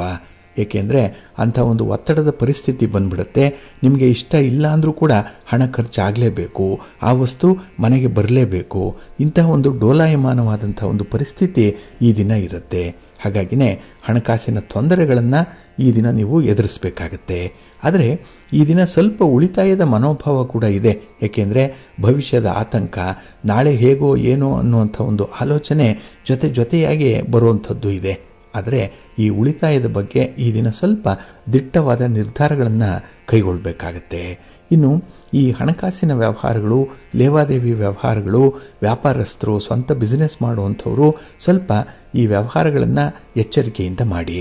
ಅವರು ಎಷ್ಟೇ ಹತ್ತಿರವಾಗಿರಲಿ, ಎಷ್ಟೇ ಆಪ್ತ ವಲಯದಲ್ಲಿರಲಿ, ಬಂಧುಗಳೇ ಆಗಿರಲಿ, ಅವರ ಜೊತೆ ಈ ದಿನ ವ್ಯವಹಾರಗಳನ್ನು ಮಾಡಲಿಕ್ಕೆ ಹೋಗಬೇಡಿ. ಗಂಟು ನಂಟು ಎರಡೂ ಕೂಡ ಉಳಿಯಲ್ಲ. ಹಾಗೆ ನಿಮ್ಮ ಒಂದು ಇನ್ಫ್ಲೂಯೆನ್ಸ್ ಎಷ್ಟಿದೆ, ಪ್ರಭಾವ ಎಷ್ಟಿದೆ, ಅದನ್ನು ತೋರಿಸೋದ ಅಂಥ ಒಂದು ಪ್ರಯತ್ನ, ಅದರಲ್ಲಿ ಸಫಲರಾಗ್ತೀರಿ. ಹಾಗಾಗಿ ನಿಮಗೆ ಇರುವಂಥ ಒಂದು ಜನಬೆಂಬಲ ಆಗಲಿ, ಅದು ಎಷ್ಟರ ಮಟ್ಟಿಗೆ ಈ ಸಮಯೋಚಿತವಾಗಿ ಇರುತ್ತೆ ಅನ್ನುವಂಥದ್ರ ಬಗ್ಗೆನೇ ನಿಮಗೆ ಜಿಜ್ಞಾಸೆ ಇರುತ್ತೆ. ಹಾಗಾಗಿ ಈ ದಿನ ಏಳು ಬೀಳುಗಳ ಮಧ್ಯದಲ್ಲಿ ನೀವು ಜೀವನವನ್ನು ನಡೆಸಬೇಕಾಗತ್ತೆ. ಆದರೆ ಪ್ರಾಮಾಣಿಕವಾಗಿರ್ತೀರಿ, ನಿಷ್ಠೆಯಿಂದ ಕೆಲಸಗಳನ್ನು ಮಾಡ್ತೀರಿ, ಅದೇ ನಿಮಗೆ ಆತ್ಮತೃಪ್ತಿ. ನಿಮ್ಮ ಇಷ್ಟ ದೇವರನ್ನು ಆರಾಧನೆ ಮಾಡ್ತಾ ಇರಿ. ಮಹಾಲಕ್ಷ್ಮಿ ಸ್ತೋತ್ರವನ್ನು ಹೇಳ್ಕೊಳ್ಳಿ, ಅಮ್ಮನವರ ದರ್ಶನ ಮಾಡ್ಕೊಳ್ಳಿ, ಒಳ್ಳೆಯದಾಗತ್ತೆ. ನಿಮ್ಮ ಅದೃಷ್ಟದ ಬಣ್ಣ ಬಿಳುಪು, ಅದೃಷ್ಟದ ದಿಕ್ಕು ಈಶಾನ್ಯ ದಿಕ್ಕು, ಅದೃಷ್ಟ ಸಂಖ್ಯೆ 3. ಮಿಥುನ ರಾಶಿ. ಮಿಥುನ ರಾಶಿಯವರಿಗೆ ಈ ದಿನ ಚತುರ್ಥದಲ್ಲಿ ಚಂದ್ರ ಇರುವಂಥ ದಿನ. ಹಾಗಾಗಿನೇ ಹಣಕಾಸಿನ ವಿಚಾರದಲ್ಲಿ ಈ ದಿನ ಮಿಶ್ರ ಫಲಗಳಿರುವಂಥ ದಿನ. ಹಾಗೆ ಈ ದಿನ ಕೆಲವು ವಿಚಾರಗಳಲ್ಲಿ ಆಸಕ್ತಿ ಕಡಿಮೆ, ಇನ್ವಾಲ್ವ್ಮೆಂಟ್ ಕಡಿಮೆ. ಹಾಗಾಗಿನೇ ಕೆಲಸಗಳು ಪೂರ್ಣ ಆಗಲ್ಲ. ಪೂರ್ಣ ಆಗದೇ ಇದ್ದಾಗ ಫಲಿತಾಂಶಗಳು ಕೂಡ ಬರಲ್ಲ. ಇನ್ನು ಈ ದಿನ ಯಾವುದೇ ಒಂದು ವಿಚಾರದಲ್ಲೂ ಕೂಡ ಬಹಳ ಪರಿಸ್ಥಿತಿಯನ್ನು ನೀವು ತುಂಬ ಚೆನ್ನಾಗಿ ಅರ್ಥೈಸ್ಕೊಳ್ಬೇಕಾಗತ್ತೆ. ಅದರ ಸಾಧಕ ಬಾಧಕಗಳನ್ನು ನೋಡೇ ಮುಂದುವರಿಬೇಕಾಗತ್ತೆ. ಹಾಗೆ ಈ ದಿನ ದಿಢೀರಾಗಿ ಯಾವುದೇ ಒಂದು ತೀರ್ಮಾನಕ್ಕೆ ಬರುವಂಥದ್ದನ್ನು ಆದಷ್ಟು ಅವಾಯ್ಡ್ ಮಾಡಿ. ಇನ್ನು ಈ ದಿನ ನಿಮ್ಮ ಸ್ವಂತ ಸಂಬಂಧಿಗಳ ಮಧ್ಯೆಯೇ ಅಹಂನ ಸಮಸ್ಯೆ ಉಂಟಾಗುವಂಥದ್ದು ಇದೆ. ಇಲ್ಲಿ ಅಹಂ ಅನ್ನುವಂಥದ್ದು ಬಂದರೆ, ನಾನು ಅನ್ನುವಂಥದ್ದು ಬಂದರೆ ಅಲ್ಲಿಗೆ ಪ್ರಗತಿ ಕುಂಠಿತವಾಗುತ್ತೆ, ಮಾನಸಿಕ ಒತ್ತಡ ಜಾಸ್ತಿ ಆಗುತ್ತೆ. ಹಾಗಾಗಿ ಈ ದಿನದಲ್ಲಿ ಇಂಥ ಒಂದು ಸನ್ನಿವೇಶಗಳಿಂದ ಆದಷ್ಟು ನೀವು ದೂರ ಇರುವಂಥದ್ದು ಉತ್ತಮ. ಇನ್ನು ಈ ದಿನ ಯಾವುದೇ ಹೊಸ ಉದ್ಯಮವನ್ನು ಆರಂಭ ಮಾಡುವ ಮೊದಲು ಒಂದಲ್ಲ ಎರಡು ಸಲ ಯೋಚನೆ ಮಾಡಿ. ನಿಮ್ಮ ಬೆಂಬಲಿಗರು ಯಾರಿದ್ದಾರೆ ಅದನ್ನು ಲೆಕ್ಕಾಚಾರ ಮಾಡಿ. ಹಾಗೆ ಆ ಯೋಜನೆಗೆ ಬೇಕಾದಂಥ ಸಂಪನ್ಮೂಲಗಳನ್ನು ಮೊದಲು ನಿಮ್ಮ ಬಳಿ ಇಟ್ಕೊಂಡು ಅದನ್ನು ಕ್ರೋಢೀಕರಣ ಮಾಡಿಕೊಂಡು ನಂತರದಲ್ಲಿ ಮುಂದುವರಿರಿ, ಒಳ್ಳೆಯದಾಗತ್ತೆ. ಆದರೆ ಈ ದಿನ ಏಕಾಏಕಿ ನಿರ್ಣಯಗಳನ್ನು ಕೈಗೊಳ್ಳುವಂಥದ್ದಾಗಲಿ, ಯಾರನ್ನೋ ಓಲೈಸುವ ಸಂಬಂಧವಾಗಿ ನೀವು ಕೆಲವೊಂದು ಕೆಲಸಗಳನ್ನು ಇಷ್ಟ ಇಲ್ಲಾಂದರೂ ಕೂಡ ಮಾಡಬೇಕಾದಂಥ ಸನ್ನಿವೇಶಗಳಿಂದ ಸ್ವಲ್ಪ ಎಚ್ಚರಿಕೆಯಿಂದ ಇರಬೇಕಾಗತ್ತೆ. ಹಾಗೆ ಪ್ರಯಾಣ ಕೂಡ ಈ ದಿನ ನಿಮಗೆ ಅಷ್ಟೊಂದು ಅನುಕೂಲವನ್ನು ತರಲ್ಲ. ಇನ್ನು ಈ ದಿನದಲ್ಲಿ ಸಂಬಂಧಗಳ ಮಧ್ಯದಲ್ಲಿಯೇ ಬಿರುಕು ಬಿಡುವಂಥದ್ದು ಜಾಸ್ತಿ ಇರುತ್ತೆ, ವಾದ ಪ್ರತಿವಾದಗಳು ಜಾಸ್ತಿ ಇರುತ್ತೆ. ಸ್ವಲ್ಪ ಎಚ್ಚರಿಕೆಯಿಂದ ಇರಿ. ಹಾಗೆ ಈ ದಿನ ನಿಮ್ಮ ವೈಯಕ್ತಿಕ ಆರೋಗ್ಯದ ಕಡೆ ಸ್ವಲ್ಪ ಗಮನ ಕೊಡಬೇಕಾಗತ್ತೆ. ಆಹಾರ ವಿಹಾರಾದಿಗಳನ್ನು ಸ್ವಲ್ಪ ಎಚ್ಚರಿಕೆಯಿಂದ ಪರಿಪಾಲನೆ ಮಾಡಿ, ಒಳ್ಳೆಯದಾಗತ್ತೆ. ನಿಮ್ಮ ಇಷ್ಟ ದೇವರನ್ನು ಆರಾಧನೆ ಮಾಡ್ತಾ ಇರಿ. ಶ್ರೀರಾಮ ರಕ್ಷಾ ಸ್ತೋತ್ರವನ್ನು ಹೇಳ್ಕೊಳ್ಳಿ, ರಾಮನಾಮ ಜಪ ಮಾಡಿ, ಒಳ್ಳೆಯದಾಗತ್ತೆ. ನಿಮ್ಮ ಅದೃಷ್ಟದ ಬಣ್ಣ ನೇರಳೆ, ಅದೃಷ್ಟದ ದಿಕ್ಕು ಈಶಾನ್ಯ ದಿಕ್ಕು, ಅದೃಷ್ಟ ಸಂಖ್ಯೆ 2. ಕರ್ಕಾಟಕ ರಾಶಿ. ಕರ್ಕಾಟಕ ರಾಶಿಯವರಿಗೆ ಈ ದಿನ ನಿಮ್ಮ ರಾಶಿಯ ಅಧಿಪತಿಯಾದಂಥ ಚಂದ್ರ ತೃತೀಯದಲ್ಲಿದ್ದಾನೆ. 3ರಲ್ಲಿ ಚಂದ್ರ ಅಂದರೆ ಮನಸ್ಸಿಗೆ ಸಮಾಧಾನ ಇರುತ್ತೆ, ಕೆಲಸ ಕಾರ್ಯಗಳಲ್ಲಿ ಆಸಕ್ತಿ ಇರುತ್ತೆ. ಹಾಗೆ ಈ ದಿನ ನಿಮಗೆ ಒಳ್ಳೆಯ ಹಾಸ್ಯ ಪ್ರಜ್ಞೆ ಕೂಡ ಇರುವಂಥದ್ದು. ಏಕೆಂದರೆ ನಿಮ್ಮ ಸಕಾರಾತ್ಮಕವಾದಂಥ ದೃಷ್ಟಿಕೋನದಿಂದ ಎಲ್ಲರ ಹೃದಯವನ್ನು ಗೆಲ್ತೀರಿ. ಹಾಗೆ ಮಾತಿನಲ್ಲಿ ಒಂದು ಮೋಡಿ ಇದೆ, ಏನೋ ಒಂದು ಭರವಸೆ ಇದೆ. ಹಾಗಾಗಿ ಕೊಟ್ಟ ಮಾತನ್ನು ಉಳಿಸ್ಕೊಳ್ಳುವಂಥ ಒಂದು ಪ್ರಯತ್ನ ಕೂಡ ಈ ದಿನ ಇರುತ್ತೆ. ಹಾಗಾಗಿನೇ ನಿಮ್ಮ ವರ್ಚಸ್ಸು, ನಿಮ್ಮ ಗೌರವ, ಸ್ಥಾನಮಾನ ಈ ದಿನ ಒಂದು ಹಂತ ಮೇಲೆ ಇರುವಂಥ ಸಾಧ್ಯತೆ ತುಂಬ ಕಾಣಿಸ್ತಾ ಇದೆ. ಹಾಗೆ ಈ ದಿನದ ವಿದ್ಯಮಾನಗಳಲ್ಲಿ ನಿಮಗೆ ಹೂಡಿಕೆಗೆ ಸಂಬಂಧಪಟ್ಟಂತೆ ವ್ಯಾಪಾರ ವ್ಯವಹಾರಸ್ಥರು ಬಂಡವಾಳವನ್ನು ತೊಡಗಿಸುವಂಥ ವಿಚಾರದಲ್ಲಿ ಬಹಳ ವಿಶೇಷವಾದಂಥ ತೀರ್ಮಾನವನ್ನು ಕೈಗೊಳ್ತೀರಿ. ಈ ದಿನ ನೀವು ಹಣದ ವಿಚಾರವಾಗಿ ಯಾವುದೇ ತೀರ್ಮಾನವನ್ನು ಕೈಗೊಂಡರೂ ಕೂಡ ಅದು ನಿಮಗೆ ಪ್ಲಸ್ ಪಾಯಿಂಟೇ, ಅದು ಧನಾತ್ಮಕವಾಗಿಯೇ ಇರುತ್ತೆ. ಅದು ದೂರದೃಷ್ಟಿಯಿಂದ ಕೂಡಿರುವಂಥ ತೀರ್ಮಾನ ಆಗಿರೋದ್ರಿಂದ ನಾಳೆಗಾಗಿ ನೀವು ಉಳಿತಾಯ ಮಾಡುವಂಥ ಒಂದು ಪ್ರವೃತ್ತಿ ಕೂಡ ಕಾಣಿಸ್ತಾ ಇದೆ. ಇನ್ನು ಈ ದಿನ ಆದಷ್ಟು ಕೆಲವೊಂದು ಸಮಸ್ಯೆಗಳನ್ನು ಬಗೆಹರಿಸ್ಕೊಳ್ಳುವಂಥ ಸಂದರ್ಭದಲ್ಲಿ ತ್ವರಿತವಾಗಿ ನೀವು ರಿಯಾಕ್ಟ್ ಮಾಡಬೇಕಾಗತ್ತೆ. ಅಂದರೆ ಸಮಸ್ಯೆ ಬಂದಿದೆ ಅಂತ ಹೇಳಿ ಬಹಳ ಬೇಗನೆ ಅದನ್ನು ಪರಿಹಾರ ಮಾಡಿಕೊಳ್ಳುವಂಥ ಒಂದು ಪ್ರಯತ್ನವನ್ನು ಮಾಡಬೇಕು. ಅದನ್ನು ಮುಂದಕ್ಕೆ ಹಾಕುವಂಥ ಒಂದು ಪ್ರಯತ್ನ ಇರಬಾರ್ದು. ಹಾಗೆ ಈ ದಿನದಲ್ಲಿ ಕೆಲವು ವಿಚಾರಗಳು ನಿಮ್ಮ ಪರವಾಗಿಯೇ ಫಲಿತಾಂಶಗಳು ಬರುವಂತೆ ತೋರ್ತಾ ಇದೆ.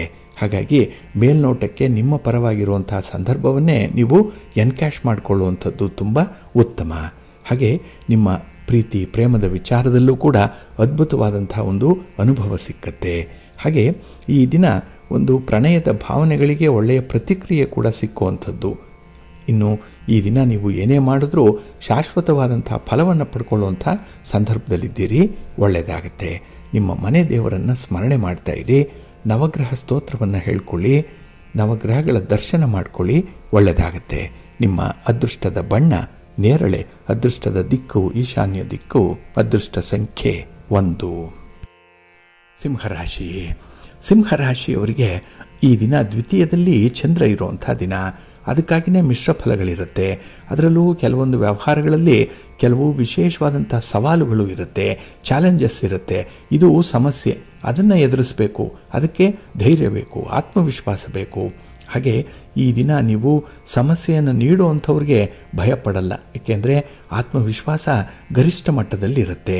ಇನ್ನು ಈ ದಿನದಲ್ಲಿ ನಿಮಗಿಂತ ಹೆಚ್ಚಾಗಿ ಇತರರ ಕೆಲಸಗಳತ್ತನೇ ನಿಮ್ಮ ಗಮನ ಇರುವಂಥದ್ದು. ಹಾಗಾಗಿ ಬೇರೆಯವರು ಏನು ಮಾಡ್ತಾ ಇದ್ದಾರೆ, ಬೇರೆಯವರಿಗೆ ಎಷ್ಟು ಲಾಭ ಬರ್ತಾ ಇದೆ, ಅವರ ಒಂದು ಪ್ರಗತಿ ಹೇಗಿರುತ್ತೆ, ಇಂಥ ವಿಚಾರದಲ್ಲೇ ತುಂಬ ಆಸಕ್ತಿ ಇರುತ್ತೆ. ಆದರೆ ಆಸಕ್ತಿ ಹೆಚ್ಚಾದಷ್ಟು ನಿಮಗೆ ಬೆಳವಣಿಗೆ ಕಡಿಮೆ ಆಗುತ್ತೆ. ಹಾಗಾಗಿ ನಿಮ್ಮ ಜೀವನ ಸ್ಪರ್ಧೆಗಾಗಿ ಇರುವಂಥದ್ದಲ್ಲ, ನಿಮ್ಮ ಜೀವನ ನಿಮ್ಮ ಆತ್ಮತೃಪ್ತಿಗಾಗಿ ಇರುವಂಥದ್ದು. ಹಾಗಾಗಿನೇ ಬೇರೆಯವರ ಜೊತೆಯಲ್ಲಿ ಹೋಲಿಸಿಕೊಳ್ಳುವಂಥದ್ದನ್ನು ಮಾಡಬೇಡಿ. ಇನ್ನು ಅನ್ನಕ್ಕೂ ಚಿನ್ನಕ್ಕೂ ಬೆಲೆ ಇದೆ, ಆದರೆ ಅದರ ಒಂದು ಮಹತ್ವವೇ ಬೇರೆ ಬೇರೆ ರೀತಿಯಲ್ಲಿ ಇರುವಂಥದ್ದು. ಹಾಗಾಗಿ ಎರಡಕ್ಕೂ ಕೂಡ ಹೋಲಿಕೆ ಮಾಡುವಂಥದ್ದು ಕೆಲವೊಂದು ದೃಷ್ಟಿಕೋನದಿಂದ ಒಳ್ಳೆಯದಲ್ಲ. ಹಾಗಾಗಿನೇ ಈ ದಿನ ನಿಮ್ಮ ಕೆಲಸ, ನಿಮ್ಮ ಗುರಿಯ ತಲುಪುವಂಥ ಒಂದು ಉದ್ದೇಶ, ಇಷ್ಟಕ್ಕೆ ಮಾತ್ರ ನೀವು ಸೀಮಿತವಾಗಿ ಇರಬೇಕಾಗತ್ತೆ. ಇನ್ನು ಈ ದಿನದಲ್ಲಿ ಹೊರ ಸಂಚಾರ ಆಗಲಿ, ಪ್ರಯಾಣ ಮಾಡುವಂಥದ್ದಾಗಲಿ ಸ್ವಲ್ಪ ಅವಾಯ್ಡ್ ಮಾಡಿಕೊಳ್ಳುವಂಥದ್ದು ತುಂಬ ಉತ್ತಮ. ಇನ್ನು ಈ ದಿನ ನಿಮ್ಮ ಒಪ್ಪಂದವನ್ನು ಜಾರಿಗೊಳಿಸುವಂತಹ ಸಂದರ್ಭದಲ್ಲಿ ಹಿರಿಯರ ಮಾರ್ಗದರ್ಶನವನ್ನು ಪಡ್ಕೊಳ್ಳುವಂಥದ್ದು ಅಷ್ಟೇ ಮುಖ್ಯವಾಗುತ್ತೆ. ಕೆಲಸ ಆಯಿತು ಅಂತ ಹೇಳಿ ಸುಮ್ಮನೆ ಇರುವಂಥದ್ದಲ್ಲ, ಆ ಕೆಲಸದ ನಂತರದ ಸಮಯದಲ್ಲಿ ಬರುವಂಥ ಈ ಸೈಡ್ ಎಫೆಕ್ಟ್ಸ್ ಏನಿದೆ ಅದನ್ನು ಕೂಡ ಬಹಳ ಸೂಕ್ಷ್ಮವಾಗಿ ನೀವು ಗಮನಿಸಬೇಕು. ಅದನ್ನು ಸೀರಿಯಸ್ ಆಗಿ ನೀವು ಸಾಲ್ವ್ ಮಾಡಬೇಕಾಗತ್ತೆ. ಹಾಗೆ ಈ ದಿನ ಮಹಾಲಕ್ಷ್ಮಿಯನ್ನು ಆರಾಧನೆ ಮಾಡೋದ್ರಿಂದ, ಮಹಾವಿಷ್ಣುವನ್ನು ಪ್ರಾರ್ಥನೆ ಮಾಡೋದ್ರಿಂದ ನಿಮಗೆ ಅದ್ಭುತವಾದಂಥ ಫಲ ಸಿಕ್ಕತ್ತೆ. ನಿಮ್ಮ ಅದೃಷ್ಟದ ಬಣ್ಣ ಗುಲಾಬಿ, ಅದೃಷ್ಟದ ದಿಕ್ಕು ಈಶಾನ್ಯ ದಿಕ್ಕು, ಅದೃಷ್ಟ ಸಂಖ್ಯೆ 1. ಕನ್ಯಾ ರಾಶಿ. ಕನ್ಯಾ ರಾಶಿಯವರಿಗೆ ಈ ದಿನ ನಿಮ್ಮ ರಾಶಿಯಲ್ಲೇ ಸ್ಥಿತನಾಗಿರುವಂಥ ಚಂದ್ರನಿಂದ ಮನಸ್ಸಿಗೆ ಸಮಾಧಾನ ಇದೆ. ಅದರಲ್ಲೂ ಈ ದಿನದ ಪ್ರಗತಿಯ ವೇಗ ಬಹಳ ಅದ್ಭುತವಾಗಿದೆ. ಆದರೆ ಆ ಪ್ರಗತಿಯ ವೇಗವನ್ನು ಉಳಿಸ್ಕೊಳ್ಬೇಕು, ಕನ್ಸಿಸ್ಟೆನ್ಸಿಯನ್ನು ಕಾಪಾಡಿಕೊಳ್ಬೇಕಾಗತ್ತೆ. ಹಾಗೆ ಈ ದಿನ ಹಳೆಯದನ್ನು ಮರೆತು ಮುಂದೆ ಆಗಬೇಕಾಗಿರುವಂಥ ಕೆಲಸ ಕಾರ್ಯಗಳ ಬಗ್ಗೆ ಮಾತ್ರ ಗಮನ ಇರಬೇಕಾಗತ್ತೆ.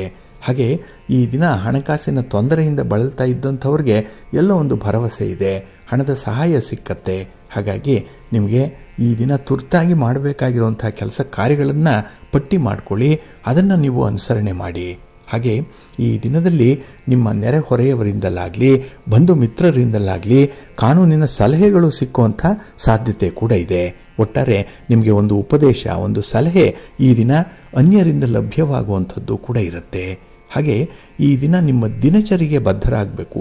ನಿಮ್ಮ ಒಂದು ಕಾರ್ಯೋತ್ಸಾಹ ಏನಿದೆ ಅಥವಾ ನಿಮ್ಮ ಜವಾಬ್ದಾರಿ ಏನಿದೆ ಅದನ್ನು ಬಹಳ ವಿಶೇಷವಾಗಿ ಗಮನ ಇಟ್ಟು ನೀವು ಮುಂದುವರಿಸಬೇಕಾಗತ್ತೆ. ಎಲ್ಲೋ ಒಂದು ಕಡೆ ಈ ದಿನ ನಿಮಗೆ ವಾಹನದಿಂದಲೇ ಭಾರಿ ನಷ್ಟ ಆಗುವಂಥದ್ದು ಒಂದು ಸೂಚನೆ ಬರ್ತಾ ಇದೆ. ಹಾಗಾಗಿ ಸ್ವಲ್ಪ ಎಚ್ಚರಿಕೆಯಿಂದ ಇದ್ದರೆ ಇಂತಹ ಎಷ್ಟೋ ಸಮಸ್ಯೆಗಳನ್ನು ನೀವು ಈ ದಿನ ಬಗೆಹರಿಸ್ಕೊಳ್ಬೋದು. ಹಾಗೆ ಈ ದಿನ ಎಷ್ಟೇ ಒತ್ತಡಗಳು ಬರಲಿ, ಎಷ್ಟೇ ಹಿನ್ನಡೆ ಇರಲಿ, ಅದರಿಂದ ವಿಚಲಿತರಾಗಬೇಡಿ.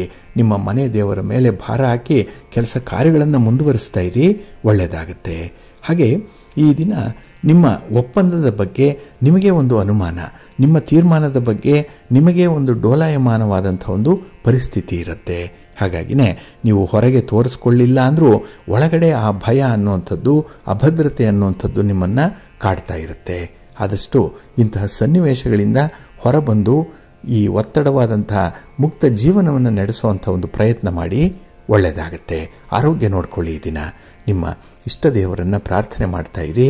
ಹಾಗೆ ಭಕ್ತಿಯಿಂದ ವಿಷ್ಣು ಸ್ತೋತ್ರವನ್ನು ಹೇಳ್ಕೊಳ್ಳಿ, ವಿಷ್ಣು ಸಹಸ್ರನಾಮವನ್ನು ಈ ದಿನ ಹೇಳ್ಕೊಳ್ಳಿ, ಒಳ್ಳೆಯದಾಗತ್ತೆ.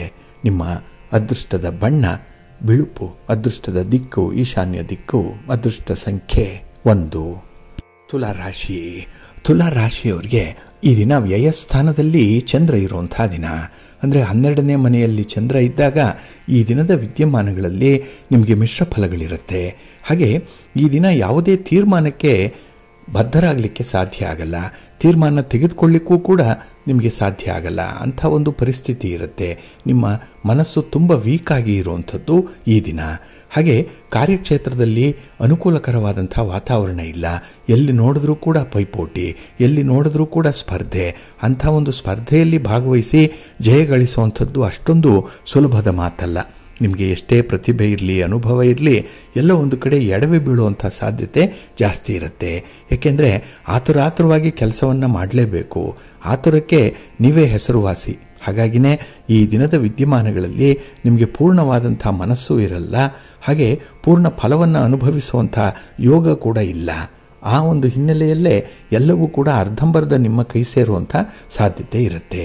ಇನ್ನು ವೈವಾಹಿಕ ಜೀವನದಲ್ಲೂ ಕೂಡ ಸಂತೋಷ ಅನ್ನುವಂಥದ್ದು ಇದೆ. ಆದರೆ ನೀವೇ ಒಂದು ಅನುಮಾನ ಪಟ್ಟೋ ಅಥವಾ ಯಾವುದೋ ಒಂದು ಸಣ್ಣ ಪುಟ್ಟ ಕಾರಣಗಳನ್ನು ನೆಪವೊಡ್ಡಿ ಆ ಒಂದು ಸಂತೋಷದ ಕ್ಷಣಗಳನ್ನು ಕೂಡ ಕೈ ಚೆಲ್ಕೊಳ್ತೀರಿ. ಅದು ಕೂಡ ನಿಮ್ಮ ಪಾಲಿಗೆ ಬರಲ್ಲ. ಹಾಗಾಗಿನೇ ಈ ದಿನ ಜಾಗೃತೆಯಿಂದ ಇರಬೇಕಾಗತ್ತೆ. ಇನ್ನು ಬೇರೆಯವರನ್ನು ಅವಲಂಬನೆ ಮಾಡುವಂತಹ ಸಂದರ್ಭದಲ್ಲಿ ಇತಿಮಿತಿಯೊಳಗೆ ಆ ಡಿಪೆಂಡೆನ್ಸಿ ಅನ್ನುವಂಥದ್ದನ್ನು ಇಟ್ಕೊಳ್ಳಿ. ಇನ್ನು ಹಣಕಾಸಿನ ವಿಚಾರದಿಂದ ಯಾರನ್ನೂ ಕೂಡ ಈ ದಿನ ಬೇಸರಿಸಬೇಡಿ. ಅಂದರೆ ಹಣಕಾಸಿನ ನೆರವನ್ನು ಕೋರಿ ಬೇರೆಯವರ ಬಳಿ ಬೇಡಿಕೆಯನ್ನು ಇಡುವಂಥದ್ದಾಗಲಿ ಅಥವಾ ನೀವು ಹಣದ ಸಹಾಯ ಮಾಡ್ತೇನೆ ಅಂತ ಹೇಳಿ ಯಾರಿಗಾದರೂ ಭರವಸೆಯನ್ನು ಕೊಡುವಂಥದ್ದನ್ನಾಗಲಿ ಮಾಡಬೇಡಿ. ಇನ್ನು ಈ ದಿನ ವಿಶೇಷವಾಗಿ ಯೋಗ್ಯ ಆಹಾರ ಕ್ರಮವನ್ನು ಪರಿಪಾಲನೆ ಮಾಡೋದರಿಂದ ನಿಮ್ಮ ಆರೋಗ್ಯ ಸುಧಾರಣೆಯಾಗುತ್ತೆ. ನಿಮ್ಮ ಮನೆ ದೇವರನ್ನು ಸ್ಮರಣೆ ಮಾಡ್ತಾ ಇರಿ. ಶಿವಸ್ತೋತ್ರವನ್ನು ಹೇಳ್ಕೊಳ್ಳಿ. ಪಾರ್ವತಿ ಪರಮೇಶ್ವರರನ್ನು ಧ್ಯಾನ ಮಾಡಿ ಒಳ್ಳೆಯದಾಗತ್ತೆ. ನಿಮ್ಮ ಅದೃಷ್ಟದ ಬಣ್ಣ ಬಿಳುಪು, ಅದೃಷ್ಟದ ದಿಕ್ಕು ಈಶಾನ್ಯ ದಿಕ್ಕು, ಅದೃಷ್ಟ ಸಂಖ್ಯೆ 5. ವೃಶ್ಚಿಕ ರಾಶಿ. ವೃಶ್ಚಿಕ ರಾಶಿಯವರಿಗೆ ಈ ದಿನ ಲಾಭಸ್ಥಾನದಲ್ಲಿ ಚಂದ್ರ ಇದ್ದಾನೆ.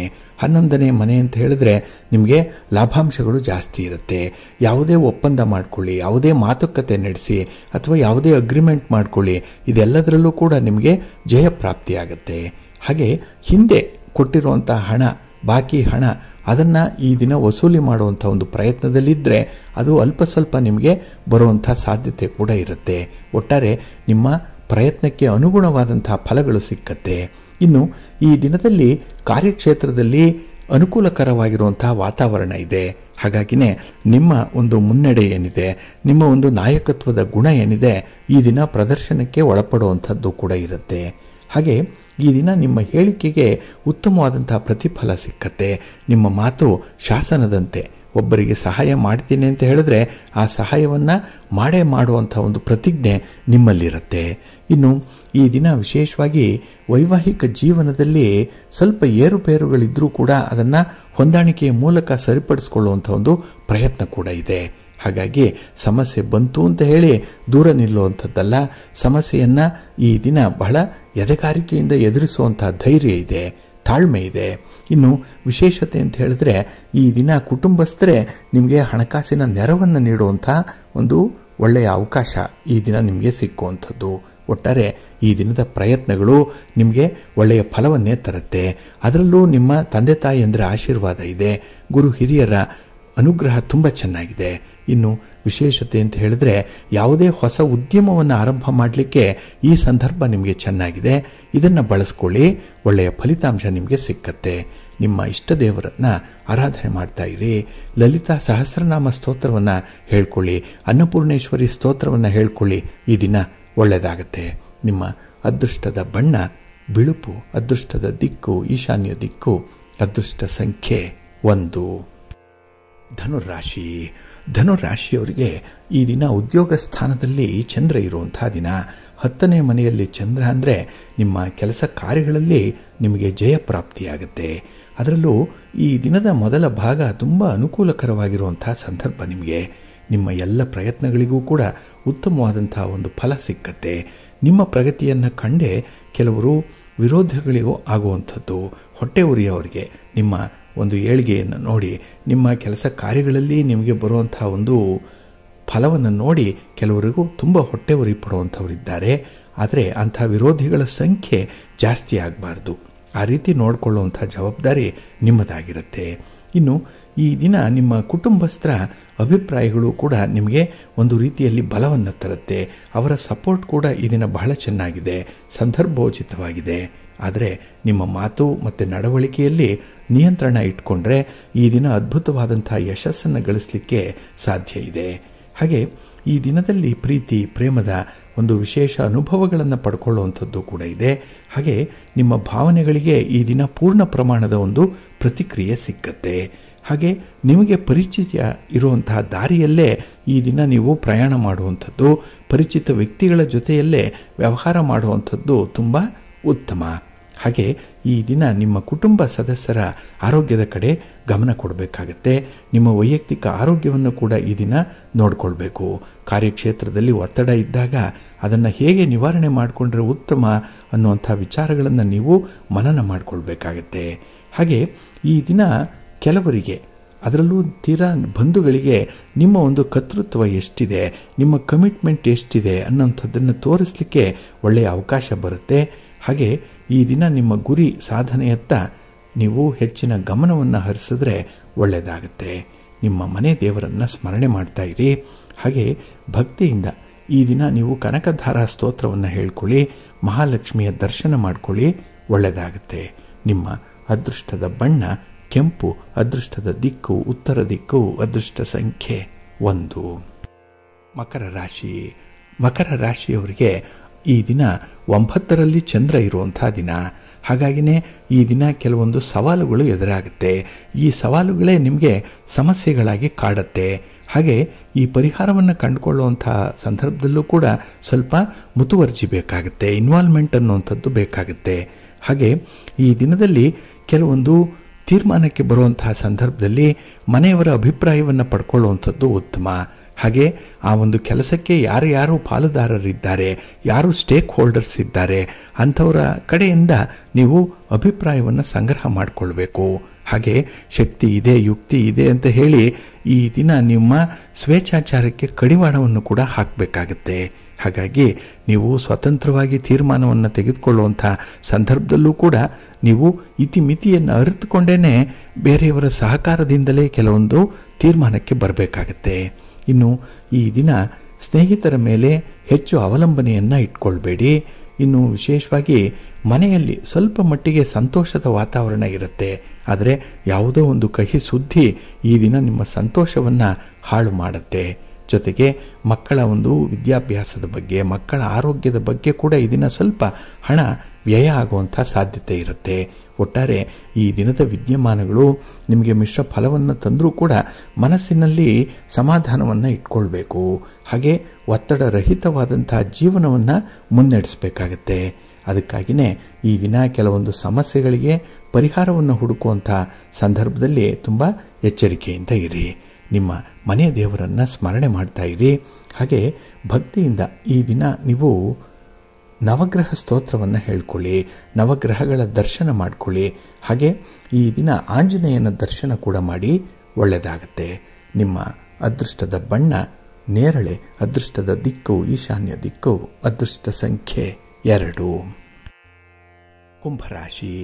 ಕುಂಭರಾಶಿಯವರಿಗೆ ಈ ದಿನ ಅಷ್ಟಮದಲ್ಲಿ ಚಂದ್ರ ಇರುವಂಥ ದಿನ, ದುಸ್ಥಾನ ಇದು, ಈ 8ನೇ ಮನೆ. ಅದಕ್ಕಾಗಿಯೇ ಈ ದಿನದ ಕೆಲಸ ಕಾರ್ಯಗಳು ನಿಮ್ಮ ನಿಯಂತ್ರಣ ತಪ್ಪಿ ನಡೆಯುವಂಥ ಸಾಧ್ಯತೆ ಇರುತ್ತೆ. ಹಾಗೆ ಈ ದಿನ ನಿಮ್ಮ ಕೋಪ ತಾಪವನ್ನು ನಿಯಂತ್ರಣ ಮಾಡಿಕೊಳ್ಳೇಬೇಕು. ಎಲ್ಲವೂ ಇದೆ ಅಂತ ಹೇಳೇ ಈ ದಿನ ಸ್ವಲ್ಪ ಗರ್ವ ಪಡುವಂಥ ಸಂದರ್ಭ ಕೂಡ ಇರುತ್ತೆ. ಆದರೆ ಈ ಎಲ್ಲವೂ ಕೂಡ ನಿಮಗೆ ತಾತ್ಕಾಲಿಕವಾಗಿರುವಂಥದ್ದು. ಶಾಶ್ವತವಾದಂತಹ ಫಲಿತಾಂಶಗಳ ಬಗ್ಗೆ ಈ ದಿನ ಸ್ವಲ್ಪ ಗಮನ ಕೊಡಬೇಕಾಗತ್ತೆ. ಹಾಗೆ ಈ ದಿನ ನಿಮ್ಮ ಕಚೇರಿಯಲ್ಲಾಗಲಿ, ನಿಮ್ಮ ವ್ಯಾಪಾರದ ಸ್ಥಳದಲ್ಲಾಗಲಿ ಎಲ್ಲರ ಜೊತೆ ಸಮಾಧಾನದಿಂದ ವರ್ತಿಸಬೇಕಾಗತ್ತೆ. ಹಾಗೆ ಈ ದಿನ ನಿಮ್ಮ ಬಾಳ ಸಂಗಾತಿಯ ಜೊತೆಯಲ್ಲೂ ಕೂಡ ಮನಸ್ತಾಪಗಳಾಗುತ್ತೆ. ಯಾವುದೋ ಒಂದು ಪುಟ್ಟ ವಿಚಾರ, ಸಣ್ಣ ವಿಚಾರ, ಇದಕ್ಕೆ ಮನಸ್ತಾಪವನ್ನು ಮಾಡಿಕೊಳ್ತೀರಿ. ಹಾಗೆ ಈ ದಿನ ಊಟದ ಸಮಯದಲ್ಲಿ ನಿಮಗೆ ನಿಮ್ಮ ಒಂದು ಪರಿಚಯಸ್ಥರ ಬಗ್ಗೆ ವಿಶೇಷವಾದಂಥ ಚರ್ಚೆಗಳಾಗುವಂಥ ಸಾಧ್ಯತೆ ಕೂಡ ಇದೆ. ಒಟ್ಟಾರೆ ಈ ಸಂದರ್ಭದಲ್ಲೇ ಕೆಲವೊಂದು ಸಮಸ್ಯೆಗಳಿಗೆ ಪರಿಹಾರ ಕಂಡುಕೊಳ್ಳುವಂಥ ಒಂದು ಪ್ರಯತ್ನ ಕೂಡ ಇರುತ್ತೆ. ಇನ್ನು ಈ ದಿನದಲ್ಲಿ ನಿಮ್ಮ ತೀರ್ಮಾನಕ್ಕೆ ನೀವು ಬದ್ಧರಾಗಿರಬೇಕು. ನೀವೇ ತೆಗೆದುಕೊಂಡಂಥ ತೀರ್ಮಾನ, ಇದರಲ್ಲಿ ಯಾವುದೇ ರೀತಿಯ ಏಳು ಬೀಳಿಗಳಿರಲಿ, ಕಷ್ಟ ಸುಖಗಳಿರಲಿ, ಅದನ್ನು ನೀವು ಅನುಸರಣೆ ಮಾಡಲೇಬೇಕು. ಕೊಟ್ಟ ಮಾತಿನಂತೆ ನಡಿಬೇಕು. ಆದರೆ ಈ ದಿನದ ಪ್ರಯಾಣದ ಸಂದರ್ಭದಲ್ಲಿ ಸ್ವಲ್ಪ ಎಚ್ಚರಿಕೆಯಿಂದ ಇರಿ. ಬೇರೆಯವರ ವಾಹನವನ್ನು ಓಡಿಸುವಂಥದ್ದು ಈ ದಿನ ಬೇಡ. ಹಾಗೆ ನೀವೇ ಸ್ವತಃ ವಾಹನ ಚಲಾವಣೆ ಮಾಡ್ತಾ ಇದ್ದರೆ ಆ ಸಂದರ್ಭದಲ್ಲಿ ಜಾಗ್ರತೆ. ಕಾಲಿಗೆ ಪೆಟ್ಟಾಗಬಾರ್ದು ನಿಮಗೆ. ಆ ರೀತಿ ಕಾಲುಗಳನ್ನು ಈ ದಿನ ಬಹಳ ಮುತುವರ್ಜಿಯಿಂದ ನೋಡ್ಕೊಳ್ಳಿ, ಒಳ್ಳೆಯದಾಗುತ್ತೆ. ನಿಮ್ಮ ಮನೆ ದೇವರನ್ನು ಸ್ಮರಣೆ ಮಾಡ್ತಾ ಇರಿ. ಲಕ್ಷ್ಮೀ ಸಹಸ್ರನಾಮ ಸ್ತೋತ್ರವನ್ನು ಹೇಳ್ಕೊಳ್ಳಿ. ಮಹಾಲಕ್ಷ್ಮಿಯನ್ನು, ಮಹಾವಿಷ್ಣುವನ್ನು ಆರಾಧನೆ ಮಾಡ್ತಾ ಇರಿ, ಒಳ್ಳೆಯದಾಗುತ್ತೆ. ನಿಮ್ಮ ಅದೃಷ್ಟದ ಬಣ್ಣ ಗುಲಾಬಿ, ಅದೃಷ್ಟದ ದಿಕ್ಕು ಈಶಾನ್ಯ ದಿಕ್ಕು, ಅದೃಷ್ಟ ಸಂಖ್ಯೆ 1. ಮೀನರಾಶಿ. ಮೀನರಾಶಿಯವರಿಗೆ ಈ ದಿನ ಕಳತ್ರ ಸ್ಥಾನದಲ್ಲಿ ಚಂದ್ರ ಇರುವಂಥ ದಿನ. 7ನೇ ಮನೆ, ತುಂಬ ಸಮಾಧಾನ ಇರುತ್ತೆ. ಆರೋಗ್ಯದ ವಿಚಾರದಲ್ಲೂ ಕೂಡ ಈ ದಿನ ನಿಮಗೆ ಅದ್ಭುತವಾದಂಥ ಒಂದು ಪ್ರಗತಿ ಇರುತ್ತೆ. ಮನಸ್ಸು ಒಳ್ಳೆಯ ವಿಚಾರಗಳನ್ನೇ ಈ ದಿನ ಗ್ರಹಿಸುತ್ತೆ. ಹಾಗೆ ಒಳ್ಳೆಯ ವಿಚಾರಗಳನ್ನು, ಒಳ್ಳೆಯ ಸ್ನೇಹಿತರನ್ನೇ ಈ ದಿನ ನೀವು ಸಂಪಾದನೆ ಮಾಡ್ಕೊಳ್ತೀರಿ. ಹಾಗೆ ಈ ದಿನ ಬಹಳ ಸುರಕ್ಷಿತವಾಗಿರಬೇಕು, ಬಹಳ ಕಂಫರ್ಟಬಲ್ ಆಗಿರಬೇಕು, ಕಂಫರ್ಟ್ ಝೋನಲ್ಲಿ ಇರಬೇಕು. ಈ ರೀತಿಯ ಆಲೋಚನೆಗಳು ಜಾಸ್ತಿ. ಅದರಂತೆಯೇ ಕಾರ್ಯಪ್ರವೃತ್ತರಾಗ್ತೀರಿ. ಹಾಗೆ ನಿಮ್ಮ ಮನಸ್ಸು ಈ ದಿನ ತುಂಬ ಸಮಾಧಾನದಿಂದ ಇರೋದ್ರಿಂದಲೇ ಕೆಲವೊಂದು ಹೊಸ ಕಾರ್ಯಗಳನ್ನು ಮಾಡುವಂಥ ಸಂದರ್ಭ ಇದೆ. ಹಾಗೆ ಹೊಸ ಅವಕಾಶಗಳು ಸಿಕ್ಕುವಂಥದ್ದು, ಅದನ್ನು ಎನ್ಕ್ಯಾಶ್ ಮಾಡಿಕೊಳ್ಳುವಂಥ ಒಂದು ನಿಟ್ಟಿನಲ್ಲಿ ನಿಮ್ಮ ಪ್ರಯತ್ನ ಯಶಸ್ವಿಯಾಗುತ್ತೆ. ಕಾರ್ಯಕ್ಷೇತ್ರದಲ್ಲೂ ಕೂಡ ಅನುಕೂಲಕರವಾಗಿರುವಂಥ ವಾತಾವರಣ ಇದೆ. ಇದರಿಂದ ನಿಮಗೆ ಯಶಸ್ಸು 100ಕ್ಕೆ 100ರಷ್ಟು ಸಿಕ್ಕತ್ತೆ. ಆದರೆ ಈ ದಿನ ಬಂಧು ಮಿತ್ರರಿಂದ ನಿಮ್ಮ ಅಮೂಲ್ಯವಾದಂಥ ಸಮಯ ಸ್ವಲ್ಪ ವ್ಯರ್ಥ ಆಗ್ಬೋದು. ಟೈಮ್ ಈಸ್ ಮನಿ, ಅದನ್ನು ಫಾಲೋ ಮಾಡಲಿಕ್ಕೆ ಹೋಗ್ತೀರಿ, ಎಲ್ಲ ಒಂದು ಕಡೆ ಎಡುವಂಥ ಸಾಧ್ಯತೆ ಕೂಡ ಇರುತ್ತೆ. ಹಾಗಾಗಿ ನಿಮ್ಮ ಅಮೂಲ್ಯ ಸಮಯ ವ್ಯರ್ಥ ಆಗದ ರೀತಿಯಲ್ಲಿ ನೋಡಿಕೊಳ್ಳುವಂಥದ್ದು ಉತ್ತಮ. ಇನ್ನು ಈ ದಿನ ಯಾವುದೇ ಸಂದರ್ಭದಲ್ಲೂ ಕೂಡ ನಿಮ್ಮ ಒಂದು ಪ್ರಯಾಣ ಆಗಲಿ, ನಿಮ್ಮ ಉದ್ದೇಶಿತ ಗುರಿಯನ್ನಾಗಲಿ ನಿಮ್ಮ ಸ್ವಹಿತಾಸಕ್ತಿಗೆ ಬಳಸ್ಕೊಳ್ಳುವಂಥ ಒಂದು ಪ್ರಯತ್ನ ಮಾಡಿ. ಬೇರೆಯವರಿಗಾಗಿ ಜೀವನ ಮಾಡುವಂಥದ್ದಲ್ಲ, ನಿಮಗಾಗಿ ಜೀವನ, ನಿಮ್ಮ ನೆಮ್ಮದಿಗಾಗಿ ಜೀವನ, ನಿಮ್ಮ ಕುಟುಂಬಕ್ಕಾಗಿ ಜೀವನ, ಇದನ್ನು ನೀವು ಅರ್ಥೈಸ್ಕೊಳ್ಬೇಕು. ಹಾಗೆ ಮನೆಗೆ ಮಾರಿ ಪರರಿಗೆ ಉಪಕಾರಿ ಅನ್ನುವಂಥ ರೀತಿಯಲ್ಲಿ ಈ ದಿನ ಇರಬಾರ್ದು. ನಿಮ್ಮ ಪ್ರೀತಿಯ ಬದುಕಿಗೆ ಈ ದಿನ ಒಂದು ಒಳ್ಳೆಯ ಅವಕಾಶ ಸಿಕ್ಕತ್ತೆ. ಪ್ರೀತಿ ಪ್ರೇಮದ ವಿಚಾರದಲ್ಲೂ ಕೂಡ ಈ ದಿನ ನಿಮ್ಮ ಇನ್ವಾಲ್ವ್ಮೆಂಟ್ ಗರಿಷ್ಠ ಪ್ರಮಾಣದಲ್ಲಿರುತ್ತೆ. ಮನಸ್ಸಿಗೆ ತುಂಬ ಸಂತೋಷ ಇದೆ. ಆದ್ದರಿಂದಲೇ ಈ ದಿನ ನಿಮ್ಮ ಮನೆ ದೇವರನ್ನು ಸ್ಮರಣೆ ಮಾಡಿಕೊಳ್ಳಿ, ನಿಮ್ಮ ಇಷ್ಟದ ದೇವರನ್ನು ಪ್ರಾರ್ಥನೆ ಮಾಡಿಕೊಳ್ಳಿ, ದರ್ಶನ ಮಾಡಿಕೊಳ್ಳಿ, ಒಳ್ಳೆಯದಾಗುತ್ತೆ. ನಿಮ್ಮ ಅದೃಷ್ಟದ ಬಣ್ಣ ಗುಲಾಬಿ, ಅದೃಷ್ಟದ ದಿಕ್ಕು ಈಶಾನ್ಯ ದಿಕ್ಕು, ಅದೃಷ್ಟ ಸಂಖ್ಯೆ 1. ಪ್ರೀತಿಯ ಬಂಧುಗಳೇ, ಇಷ್ಟು ಹೊತ್ತು ದ್ವಾದಶ ರಾಶಿಯವರ ಗೋಚಾರ ಫಲಗಳನ್ನು ಕೇಳಿದ್ರಿ. ಇನ್ನು ನಿಮ್ಮ ಕಾರ್ಯಸಿದ್ಧಿಗಾಗಿ, ನಿಮ್ಮ ಇಚ್ಛಿತ ಫಲಪ್ರಾಪ್ತಿಗಾಗಿ ನಿಮ್ಮ ಮನೆ ದೇವರನ್ನು ಸ್ಮರಣೆ ಮಾಡ್ತಾ ಇರಿ, ನಿಮ್ಮ ಇಷ್ಟ ದೇವರನ್ನು ಪ್ರಾರ್ಥನೆ ಮಾಡ್ಕೊಳ್ಳಿ, ಒಳ್ಳೆಯದಾಗತ್ತೆ. ಸರ್ವೇ ಜನಾಃ ಸುಖಿನೋ ಭವಂತು, ಸಮಸ್ತ ಸನ್ಮಂಗಳಾನಿ ಭವಂತು. ನಮಸ್ಕಾರ.